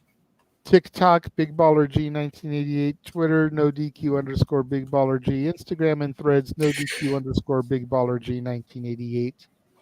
The Tilla. There we go. You can follow me on Twitter at @this_. Talk all things wrestling, AEW, WWE, TNA. You can check me out on my YouTube channel, Reduce of Wrestling. I go live every Monday, Wednesday, Friday, vacation Saturdays and Sundays. I did do a review for Money in the Bank, and I'll do Heatwave. But because somebody didn't hold up their end of the deal, I won't be doing the fallout from NXT. Hate to break that to you. What happened? Wait. Who fucked up? Oh, my friend did. I told him that if he watched and reviewed TNA, I would do the fallout for Heatwave, but he didn't. So Is this a local friend? What do you mean? Do they live in the greater LA area? No. Okay, because I was going to volunteer to go throw a shoe at him for fucking up our Joju. Throw a shoe. Who throws a shoe? Honestly, This Okay, fucking Austin guy. Powers. My mom's Puerto Rican. Let her do the throwing. She'll hit her from here. 20-serve gimmick. Oh Lord. And Tony Storm. Chin up, tits out. Watch for the shoe. God damn it. Yep, damn right. Amen. That hurts my feelings though to know that Dattilo will not be reviewing NXT on Tuesday, but I guess that means I don't have to bring my back brace up after work tomorrow. So. See, there's good and There bad. is positive there. Yes, just there you leave it go. in my car overnight. That's funny. You're funny. Walter. Why don't you put it in the shade so it doesn't burn when the sun comes up? Fuck. Jeff, make it a slipper and let my mom throw it. She'll hit him from here. God damn. She's Puerto Rican. Oh, jeez. Build it like a boomerang. Just exactly. No me chingas de Puerto Rico. Oye, ¿qué? She'll catch it too. Ay, Dios All mío. right. Canada's You know- del mundo. All right, guys, come on. Let's keep this closing party going. So at the X is Walter Alex Cruz, the Calfire, Instagram, Rage of Wrestling YouTube channel, and tune into Jeff Meacham Network. It's gonna be me and Noah tomorrow for Heat Wave, and it's a heat wave in Cali. It's a heat wave in NXT. It's a heat wave everywhere now. Everything burns and I'm dying. I have to miss tomorrow. Damn it! Right. Prayers for passions, brother. You're doing the right thing. I know. You keep It doesn't have to telling be me fun. that. I get it. It happens to me a lot. It's just this Dude, is you the sound like second Walter from. one I've had to miss out on. So Yeah, that's true. Yeah.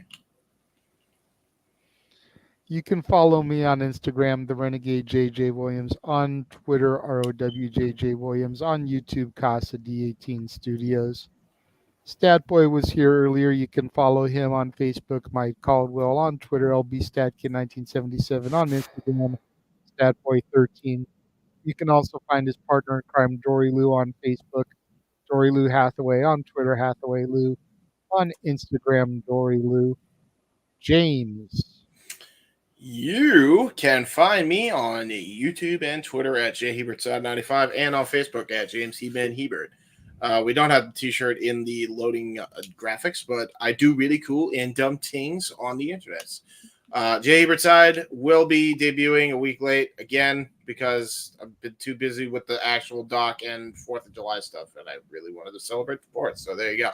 And Gary Hebert, World Academy of Hockey Trailer 1, you can find right here on this QR code.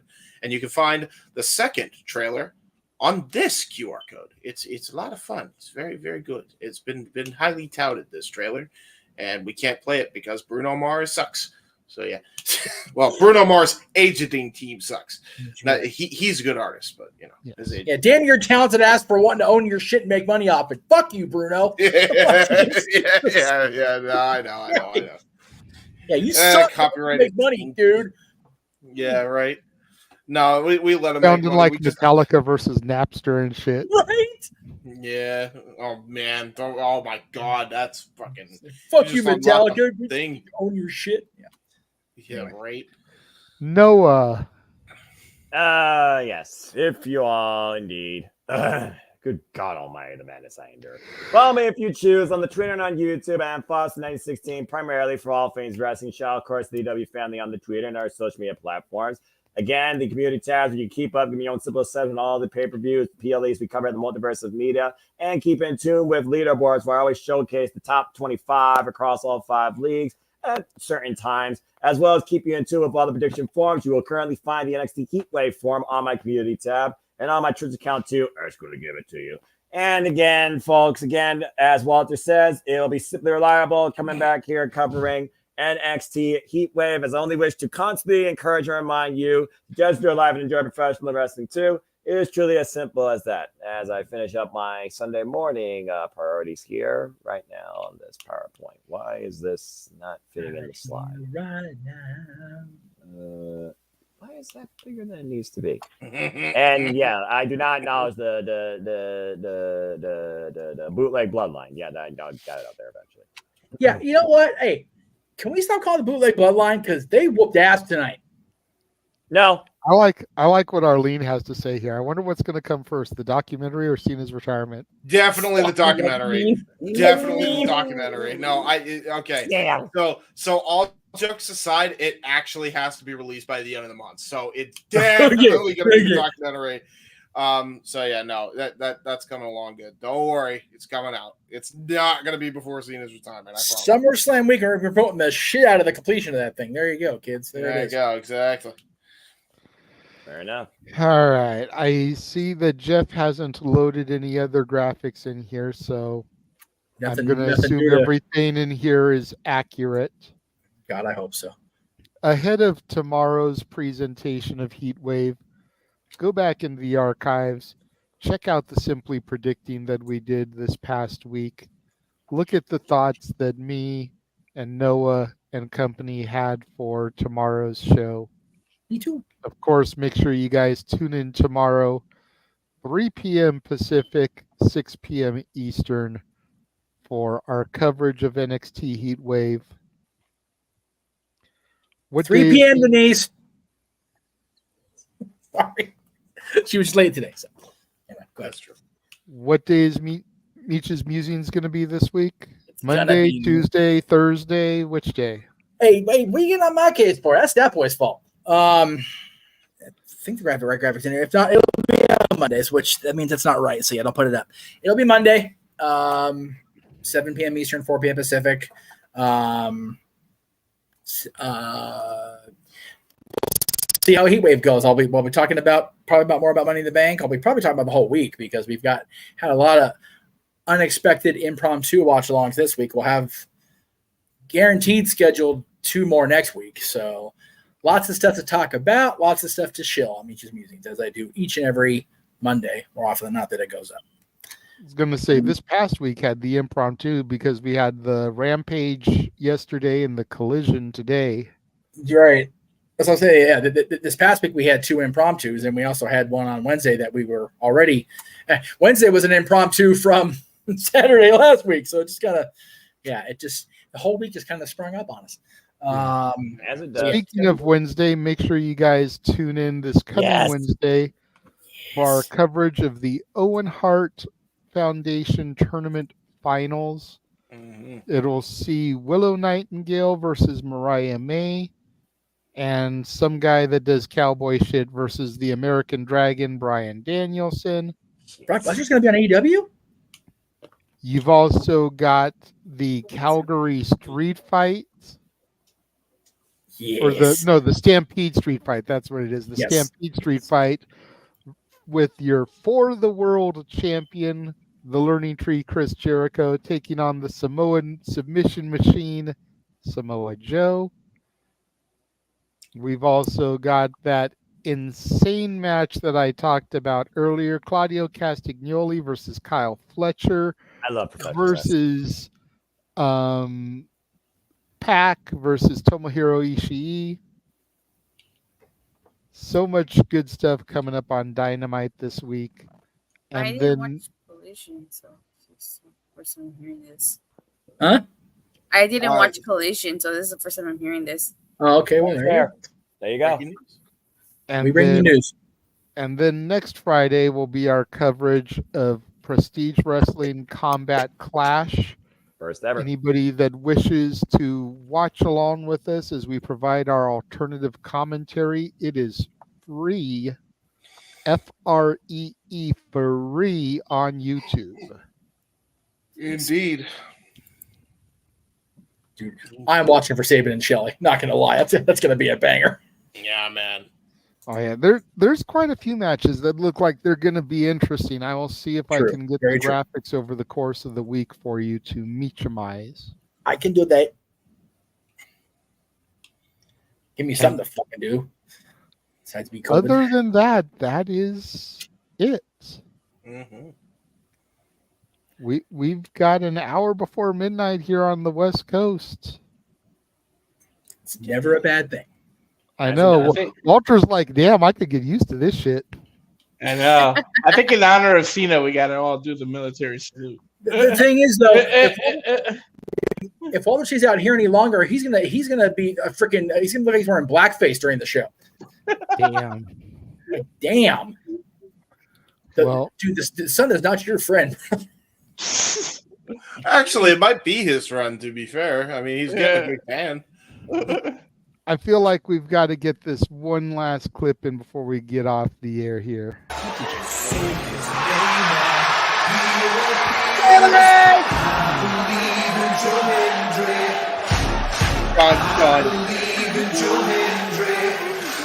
Yes, I love it. And The way that camera I'm shakes, copyright. that camera shook hard. Yeah, it did. And it should, damn it. Oh man. We believe in Joe Hendry, and so should you. There's a good topic. There's a good I topic. do not Somebody- trust the system. I don't trust them at all. Stop trying to force that on us. That's right. Consent is I a real will tell thing. you what. I will tell you Oh, what. oh, here we go. Dilla. Here we go. Yeah. I will trust the system when you start watching and reviewing NXT every week. I guess that's not going to Every happen. week. Then you got to deal with them not trusting the system. Quite frankly, guess who it's wants fair. a virus? Who wants a virus on who wants an XP level virus on their system? God damn. Hey, XP wasn't built good business. You shut the fuck up. Vista was a piece of shit. Vista was a piece of shit, but it doesn't mean that XP didn't have its problems. I guess that's fair, but it still was a cleaner interface. But this is not an IT chat, and there's no super chat. Let's close this thing out. Stop it. JJ, what the fuck is happening? I don't know. It's triggering the I IT in me. don't Close this thing out. Windows ME says. For Stat Boy, for Datilla, for Walter, for the He Man and the Simple Man, for Avatar Man and his trusty sidekick, Jeff Meacham. I am the Renegade JJ Williams. Thank y'all for joining us for another installment of Open Mic Night. We will see you guys next week.